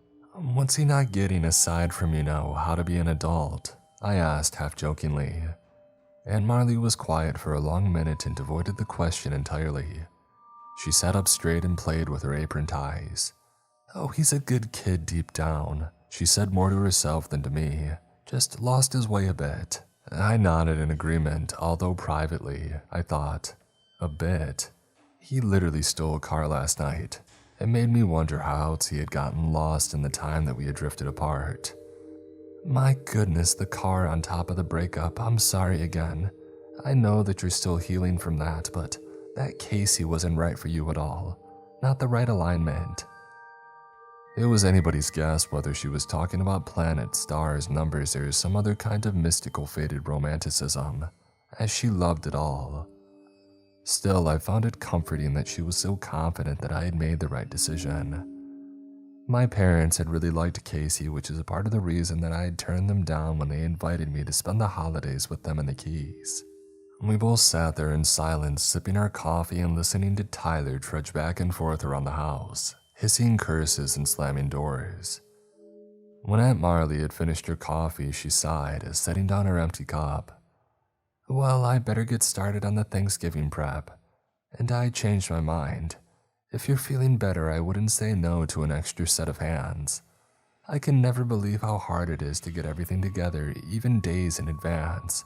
I haven't even thought about the pies yet, and I wanted to get some drawing in today too.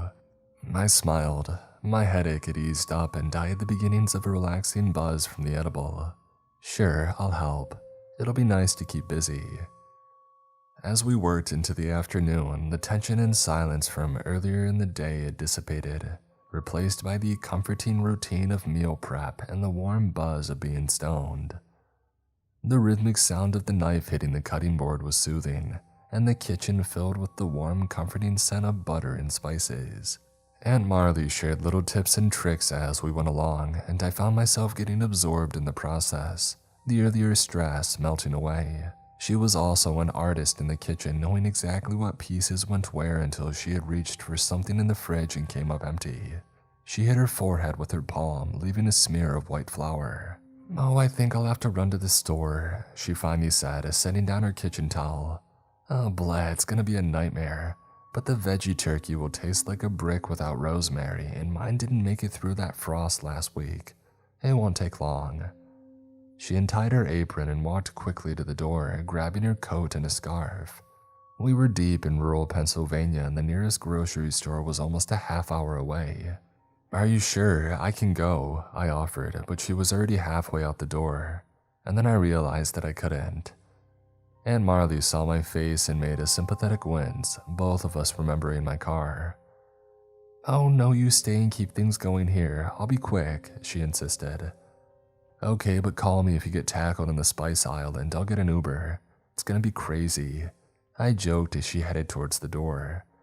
"Oh, I will. Love you," Aunt Marley called to me over her shoulder, blowing me a chain of air kisses as the door shut. With Aunt Marley gone, the house felt quieter and almost too big. I went back to chopping vegetables, but my attention kept drifting. My mind wandered to Casey and our last argument, and my stomach plummeted. I felt suddenly intensely lonely, and I had the munchies too. I debated for a minute and then decided that I was more sad and in need of company than angry. So I picked up my phone and texted my cousin, "Come in for a sandwich."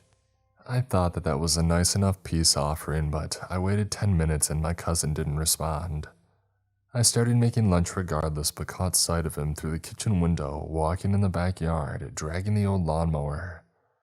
I tapped the window with the knife handle loud enough that he looked up at me, and then he looked away, putting on his headphones. I texted him again, just sending a few question marks to my previous message. Through the window, I saw him look at his phone and put it back in his pocket, deliberately leaving me on red. A flash of irritation hit me, and I pounded at the window harder. He kept his head forward, avoiding looking at me. What a passive-aggressive little shit, I thought. I felt a sudden urgent burst of white-hot anger. I banged on the window hard, feeling the glass shake under my hand. I knew that it was stupid and there was even a chance that I might break it, but I was full of pent-up frustration that needed an outlet. My movement caught his attention and Tyler turned his head to me, looking puzzled and annoyed by my frantic gesturing. As I watched him turn the mower around for another pass, something in the leaf pile that he was heading towards caught my eye. It was a subtle movement, but enough to make me stop banging and try to point it out to him. He mistook the gesture for something more rude and flipped me off. In just a few seconds, he stumbled sharply, almost falling in front of the lawnmower. My heart stopped as I watched him fumble and finally regain his balance just before falling in front of the blades. There was a chittering wet sound of something hitting the metal. A sound that will always be permanently burned into my memory. Tyler stopped and stayed at the ground, jaw hanging open. I bolted through the door, running to him. "Are you okay?" I gasped, out of breath from the sprint. Tyler didn't look at me, so I followed his eyes instead. I'm not exactly sure what happened next. I was stoned and distracted. I am sure that I saw this. Tyler had inadvertently driven the mower right through Aunt Marley's beloved fairy circle, and half of the tiny village had been completely destroyed. Most of the carefully built houses, which I knew had taken hundreds if not thousands of hours for her to make, were now just a pile of scattered bark, broken twigs, and crumpled leaves. The furniture pieces that she had placed inside the houses, miniature chairs made from bent twigs, windows of beach glass, tiny tables crafted from bottle caps and acorns, and small beds from layered and dried petals, were scattered, damaged, and in some cases totally obliterated. But there was something else too, lying next to the mess. Something living that looked like it had been mangled. The poor thing that I had seen rustling in the leaves. When Tyler and I talked about it later, I said that I thought it was a squirrel or a young possum. It was about the right size. But Tyler said that he saw something else, something that had been twisted and mangled and gasped in pain, very much a living thing at the end of its life, but gushing blood that was a deep and blackened green. Something delicate that looked like it was made out of bark and twigs like Aunt Marley's houses. Something that had colorful, gossamer wings that had been reduced to crumpled tissue paper. Something that had taken one last gurgling gasp and crumpled into the dirt like the decaying leaves around it. My attention, however, was entirely on Tyler. I still wasn't sure if he had caught himself in the mower and was checking for any visible injuries. I had glanced down briefly and saw something squeaking horribly before I had averted my eyes. But by the time that I looked again, there was nothing there, and I assumed whatever it had been had enough adrenaline to escape into the bushes. "Tyler, look at me. Are you okay?" I asked him, taking his shoulders and looking him in the eye. "Did you see that, Alex? Did you?" He spun around and then dropped to his knees, patting the ground. "The hell did I do?" he asked, looking up at me and then back at the ruined town, grasping at these shattered pieces. He repeated the phrase over and over again until I rested a hand on his back and guided him back inside.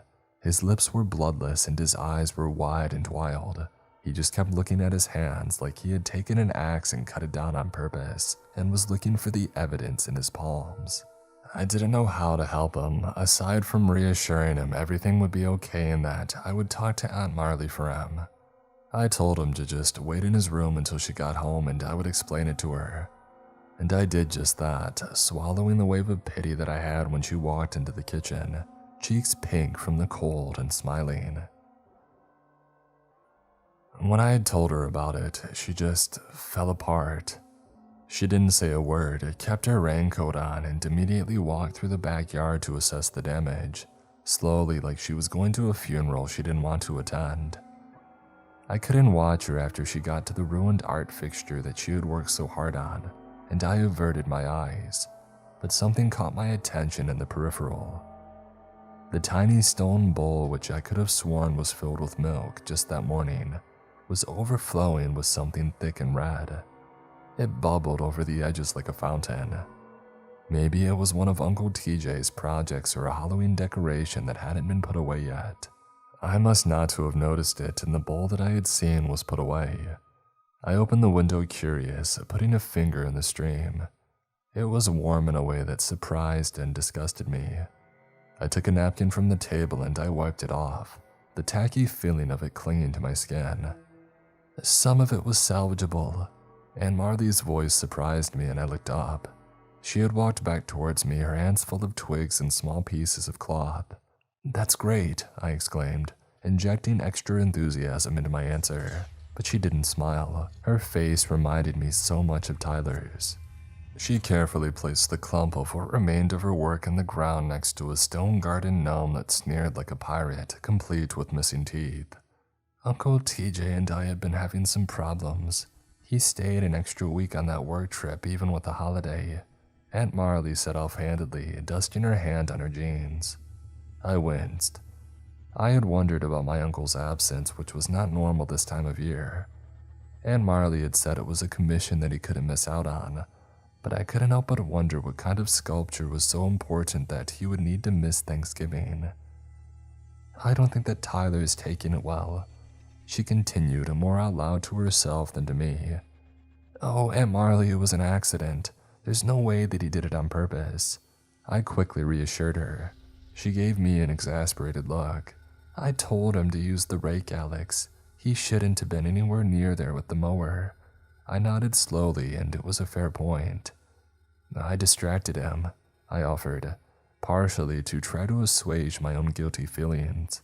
She rolled her eyes, obviously unwilling to budge on excusing her son's behavior. We both looked at the horizon to the tree line. A few desiccated apples still littered the ground and the wind carried over their sweet and spoiled smell. "It'll be okay, you just gotta wait for that right alignment," I said, which made her smile thinly. "True," she said, turning to come back inside. The rest of the night was quiet. Tyler never came back out of his room, and my aunt and I finished the cooking prep, ate a lackluster dinner of canned soup as we were too exhausted to do anything else, and went to bed early.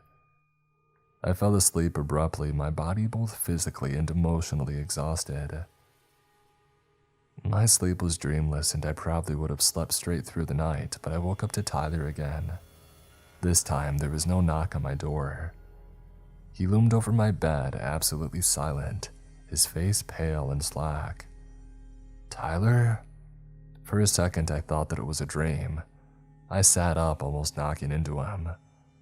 "They're screaming," Tyler said matter-of-factly, looking vacantly at a place over my shoulder. "What? Who's screaming?" I pulled the covers further up my chest, feeling oddly defensive. Tyler didn't answer. "Tyler," I asked again after a long silence. "We have to. They won't let me sleep," he muttered, still not looking at me. I took a shaky breath and realized that he must be sleepwalking. For what felt like the millionth time in my life, I felt like I had no idea how to help my cousin. I pulled out my phone and did a search for sleepwalking, Anxiety and exhaustion made it hard to read through the articles. I thought that Tyler might wake up, his breath heaving with some unknown tension that made him wheeze, but he was statue still. I took his hand and tried to gently guide him back to bed like the wiki recommended. He let me pull him down the hallway mumbling before stopping dead in his tracks outside of his bedroom. The singing is so sad. Tears welled in his eyes and he let out a sob. I didn't mean to, Alex, I'm so sorry. His eyes were still fixed somewhere behind me. Something creaked against the wall and I looked over my shoulder, my heart slamming against my ribs. It was probably the house settling against the cold weather, but the darkness and his odd behavior made everything so much easier. Hey, I know, Tyler, it's okay. I tried to keep my voice calm. His eyes had gone unfocused and drifted to the spot behind me again. I held one hand on his arm and opened the door to his room. It was a typical teenager's mess, but it felt more chaotic than usual in the low light. Old soda cans, a couple of comic books and fantasy novels, and what looked like a week's worth of schoolwork were all jumbled together. His laptop was open, its screensaver casting a faint and eerie glow in the semi-darkness. His bed was a tangle of sheets and a crumpled comforter, like he had been tossing around in it. I helped him sit in it, trying to control his fall the best that I could as he outweighed me by at least 50 pounds. He curled up in an almost fetal position facing the wall. They say they'll never let me sleep again, he whispered. I stared at the back of his head for a minute before leaning over to check his face. His eyes were still wide open and looking blankly at the wall, but he seemed calm enough. I deliberated on what to do next. I considered getting my aunt, but after the incredible stress of the last 24 hours coupled with my exhaustion, I eventually decided to just go back to my room and let him sleep off whatever was happening with him. I wished that I hadn't left him. When I went back to bed this time, I dreamed that I was the one driving my car and Tyler stood in the middle of the field, crying and begging me to stop. There was a high-pitched keening as if tinnitus could somehow be made of voices. I tasted the metallic tang of blood and spoiled apples. It was a relief to wake up. For a few minutes, anyway. Jesus Christ! My aunt's voice coming from somewhere deep in the house was loud enough to carry all the way to the second floor. I had been scrolling aimlessly on my phone, listening to the soft patter of rain outside. I sprinted from my room, taking the stairs two at a time to make my way to the kitchen. My aunt stood at the sink, scrubbing her hands viciously like she had touched something poisonous. What happened? I asked, my eyes darting around the room. They found the counter and I felt my jaw drop. The food that we had made yesterday was a putrefied mess. The tin foil was pulled back from the bowl that I had filled yesterday, and the vegetables that had been fresh less than 24 hours ago had wilted into a mushy, unrecognizable heap, oozing a dark, sticky liquid that pooled around their container. The rolls, stacked neatly in a basket, were now covered in a crawling green mold, their texture like sponges. The pies were out too, and even without taking the plastic wrap off, I could see that something was wiggling around in at least two of them. Tiny white maggots struggling to make their way out of their containment. Even the air in the room felt damp with the stench of rot. I pulled my shirt over my mouth and nose, holding it tightly. I honestly don't. I think we must have lost power last night during the storm. The lights were flickering this morning too. My aunt was still scrubbing her hands. She sounded bewildered and defeated. I stared at the mess for another minute before finally taking action, grabbing a garbage bag from a cabinet and tossing out the putrid food. It was so foul that I wished that I had rubber gloves. I could understand why Aunt Marley was still scrubbing her palms raw at the sink. I struggled with the bag's weight, sliding it back to the door. Through the window at the top of the door, haunted eyes stared back at me. I reared back, opening my mouth to scream, only to realize that it was Tyler. His face was sopping wet from the rain. Maybe he had been out doing his list of chores and came when he had heard his mother scream. Or he had been watching us from outside. What the hell, Tyler? I demanded. He stood in the doorway, dripping onto the linoleum. I shoved the trash bag into his hand. Can you take this out, please? My voice made it clear that it was more of a demand than a request. His arm raised to take it automatically, but his face gave no indication that he understood me. He was staring at his mother, who had turned off the water but still stood hunched over the sink. "Now, Tyler." I pushed at his chest, only to grasp at his shirt when it seemed that he was going to let me knock him over altogether. That seemed to jostle him enough to get him moving, and he turned towards the garage. Watching him leave, I realized that he wasn't wearing his coat or shoes despite the frigid rain. I almost called him back, but by the time that I processed what I had seen, he had already turned the corner and was out of sight. "Aunt Marley," I started to speak, but I didn't know where to start. "I'm going to go to the store," she said firmly. "We need food for Thanksgiving."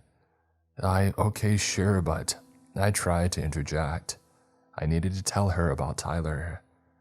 "I'll be gone for a few hours."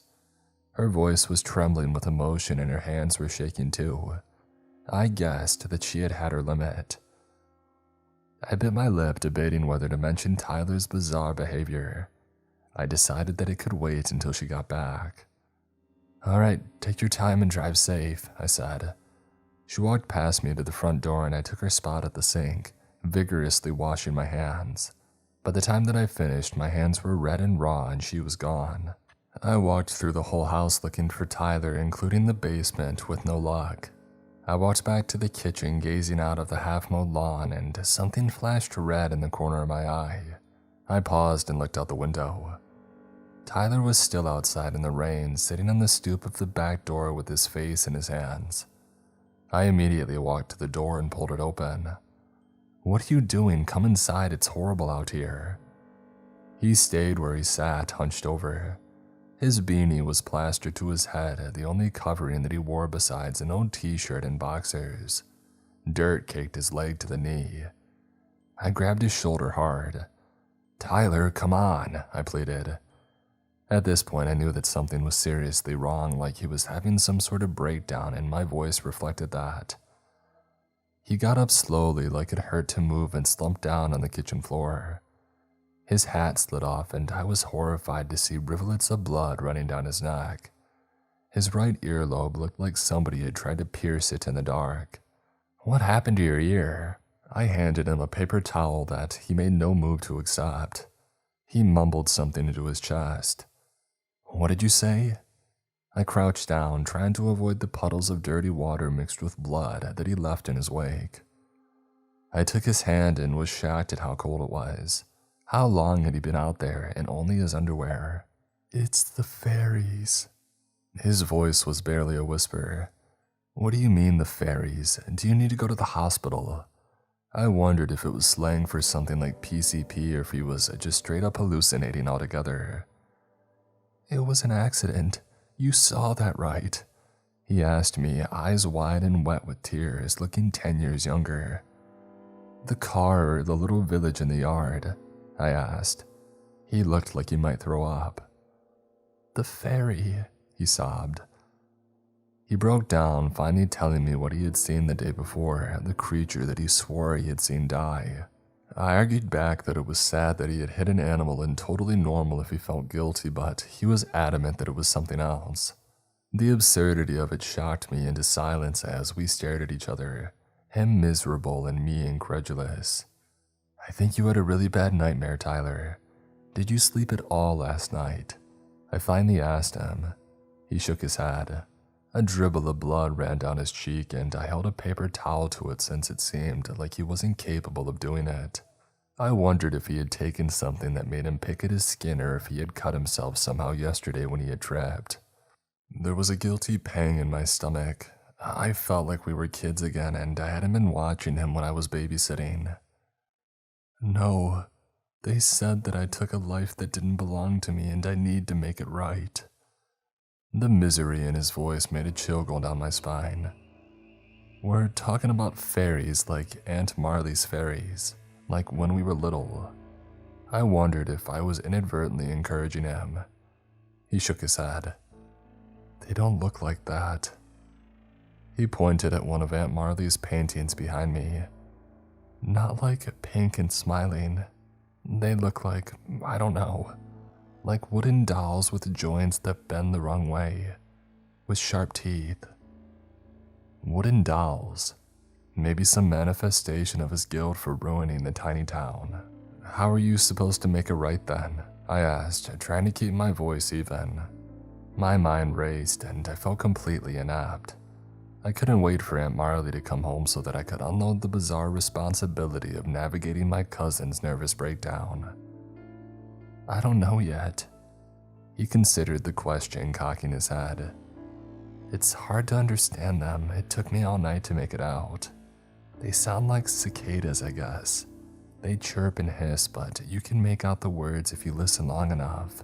And one of them like bit you? I gestured to his ear. He shook his head, his chin deep in his chest. No, it felt more like they were putting their hands in my ears, scraping around inside my head. He reached up to touch the ear that bled. I shook my head and ran my hands through my hair, immediately regretting it as I realized how filthy I had gotten. Why don't you go clean up? I stood, trying to avoid the topic of fairy brain stabbing altogether. For a second, I wondered if I would have to hold his hand like I had the night before, but he pulled himself up, still dripping onto the floor, and made his way out of the kitchen. I grabbed more paper towels and wiped up the puddle on the kitchen floor. I took a shower after that, feeling like I had rolled around in a hospital dumpster. After, I just sat on my bed and lost track of time, doing a series of internet searches that made me feel increasingly more insane with each one. Side effects: overdose seeing fairies. Fairy revenge myths and legends. What do you do when somebody sees fairies? Mental illness. I felt a wave of relief at the sound of my aunt's car in the driveway, pulling myself away from where I had hunched over my phone. I walked quickly down the stairs to the front door, opening it to meet her. My aunt was standing in the driveway next to her old pickup, grocery bags dropped to the ground. Her hood had slid off and rain poured down her face, but she didn't seem to notice. She was staring at the garage door. It looked like somebody had taken my car and rammed it 10 more times. The door was battered and bent, its panels warped and twisted in a way that made it almost unrecognizable, like scrapped tinfoil. The bumper of my car lay detached entirely, a few feet away from where it should have been. Scratches marred its surface. These streaks of paint from the garage door were scraped across it. The edges were jagged where it had been ripped from the car, and fragments of plastic and bits of headlight glass were scattered around it, glinting in the light. The garage door and bumper were coated in a green and brown sludgy mess. Rotten food had been crushed and smeared on it. The remnants of our spoiled Thanksgiving were a viscous, unrecognizable paste that clung to the metal. Beneath the bumper, a trash bag, shredded and flattened, lay sprawled on the driveway. What's wrong with you? Seriously, what's wrong with you? Her eyes were bright and wild. I turned to see Tyler had come to stand behind me in the doorway, this time fully clothed and his hair still damp from the shower. His eyes matched hers, bright, wild, and confused. I didn't do that, he said, his face crestfallen. I swear that I didn't. I taped up the bumper yesterday and I swept up the glass. My aunt moved quickly, slipping a little on the wet ground, walking up to us like she was ready to do battle. She grabbed Tyler, pulling him from behind me into the garage. Aunt Marley, wait. I tried to intervene. Everything was happening so quickly. She pulled Tyler outside toward the mess of metal and spoiled food, and then she pushed him through the torn gap in the garage door. Don't come out until you fix it. Stay in there through Thanksgiving, I don't care, just fix it. She hissed through her teeth. Tyler held his head in his hands. I didn't do this, Mom, I swear. Aunt Marley, I tried again. I think. Just to fix it, Tyler. My aunt's voice was steel. She grabbed the damn grocery bags and shoved past me into the house. Tyler started quietly crying in the garage, lined by the sheets of rain that continued to fall. I stayed in the doorway, not knowing what to do next. I was torn between wanting to comfort my cousin and wanting to punch him in the face. Had Tyler been so mad that he was deliberately messing with us? Was he only messing with me for the past couple of days? Was he bullshitting me with the fairy stuff and worse? Had I bought it that easily?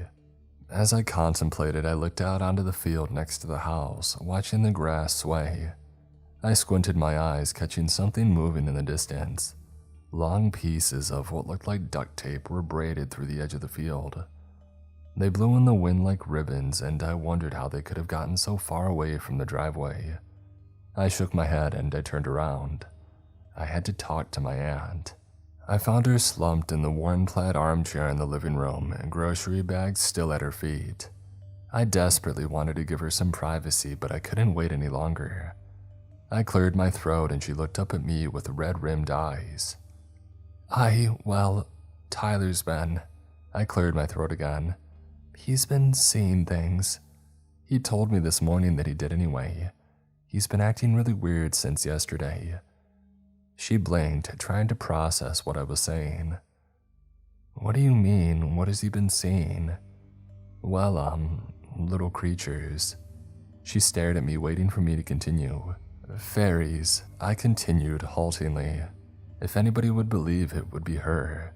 She continued to stare at me, her face showing no reaction. Is this a joke? I'm really not in the mood, Alex. No, it's not a joke. I mean, I don't think he was joking. I think that he might be sick. I explained some of the other odd things that I had seen Tyler do over the past 2 days. Aunt Marley reached to the end of the table next to her and picked up one of her sculptures, a little pixie sitting on a toadstool. She cradled the sculpture in her lap and looked down at it. Fairies? That's a little coincidental, don't you think? She stroked the carved hair and crown with her thumbs. Kind of feels like just another dig at me, using something that I love to hurt me. He's been doing shit like this so much lately, acting out since TJ left. The faraway look in my aunt's eyes made me wonder at the extent of what he had done to make my resilient, whimsical aunt look like she had just come back from war. Oh, it's just a bad week, Aunt Marley. I tried to reassure her. I picked up one of the grocery bags. I don't know about you, but I'm starving, I said. Well, that was the wrong choice of words. I'm sorry, Alex, I haven't fed you at all this week, she said, her eyes welling with tears. She usually kept the house full of comfort food and baked goods. Hey, it's okay, you have your chance now, I said, trying to lighten the mood. My aunt gave me a watery smile. It felt surreal to cook with her again, like we had been transported back in time to the day before. The grocery store didn't have all the same ingredients as it had been cleared out by last-minute Thanksgiving shoppers, but it was enough to put together a nice enough meal. Aunt Marley calmed down as she cooked enough so that I felt comfortable making a suggestion. Maybe we could bring a plate to Tyler, I asked tentatively. My aunt sighed and gave a tired half smile which encouraged me to go on. See what he's up to with those power tools, I joked. We had heard the telltale buzzing of my uncle's saw about an hour earlier and had given each other a sideways glance. Whatever he was up to, at least he was trying. Yeah, I think we could do that, she answered. Would you mind bringing it in? I'm not really ready to talk to him yet.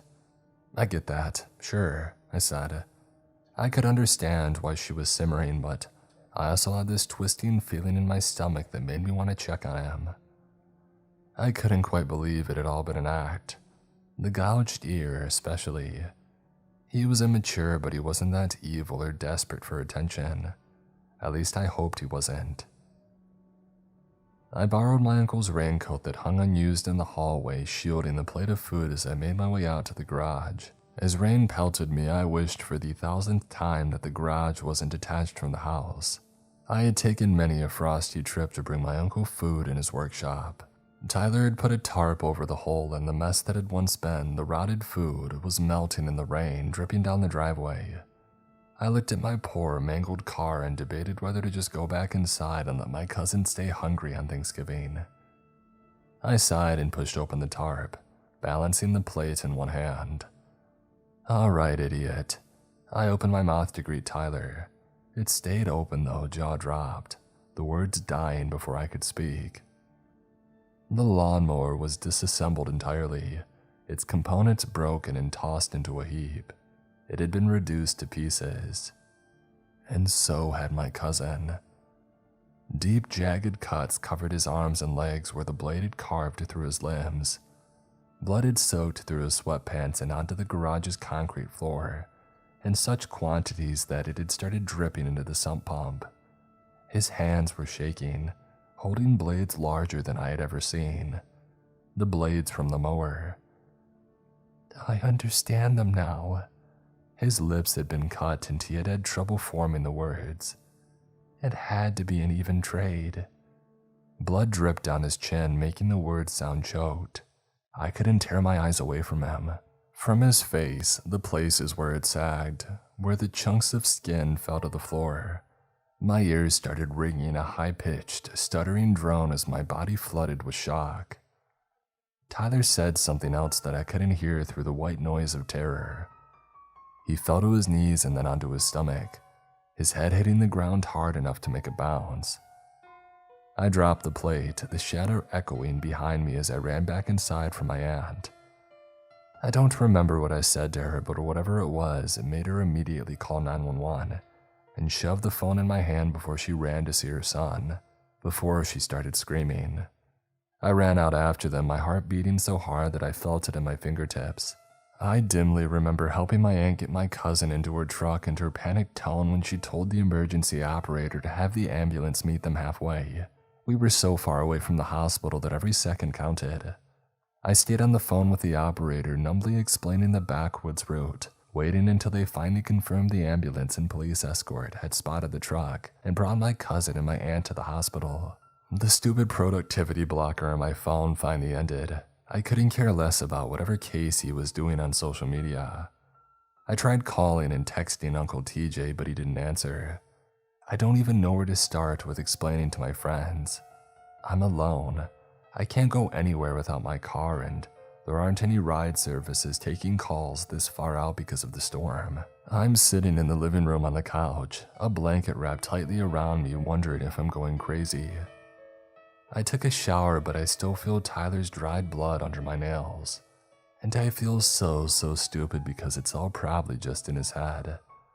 It's in my head now too. But I still filled up all the glasses in the house with milk and left them outside. I put all of the new Thanksgiving food on the doorsteps and windowsills, covering them with bowls of potatoes and plates upon plates of vegetables and pies. I dumped honey out and sticky trails until the bottles were empty. I sprinkled salt everywhere even though it melted in the rain, because in some of the folklore they say that salt helps. Because when I think back on what Tyler said to me before he had collapsed, I think I remember it. A bloody choked burble of words. They say it was your fault.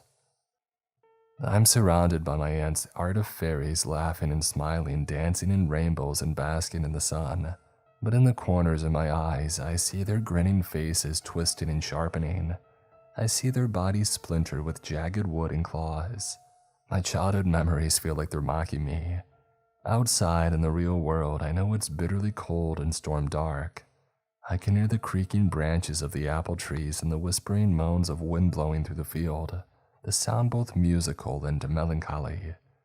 I can imagine what the world outside me looks like, although I'm trying not to, because my mind conjures up 1,000 pairs of eyes staring back at me through the grass, tiny bodies crawling up the side of the house, scratching at the walls and singing their locust songs. I can't make myself look out the window again to check, because the milk is turning red.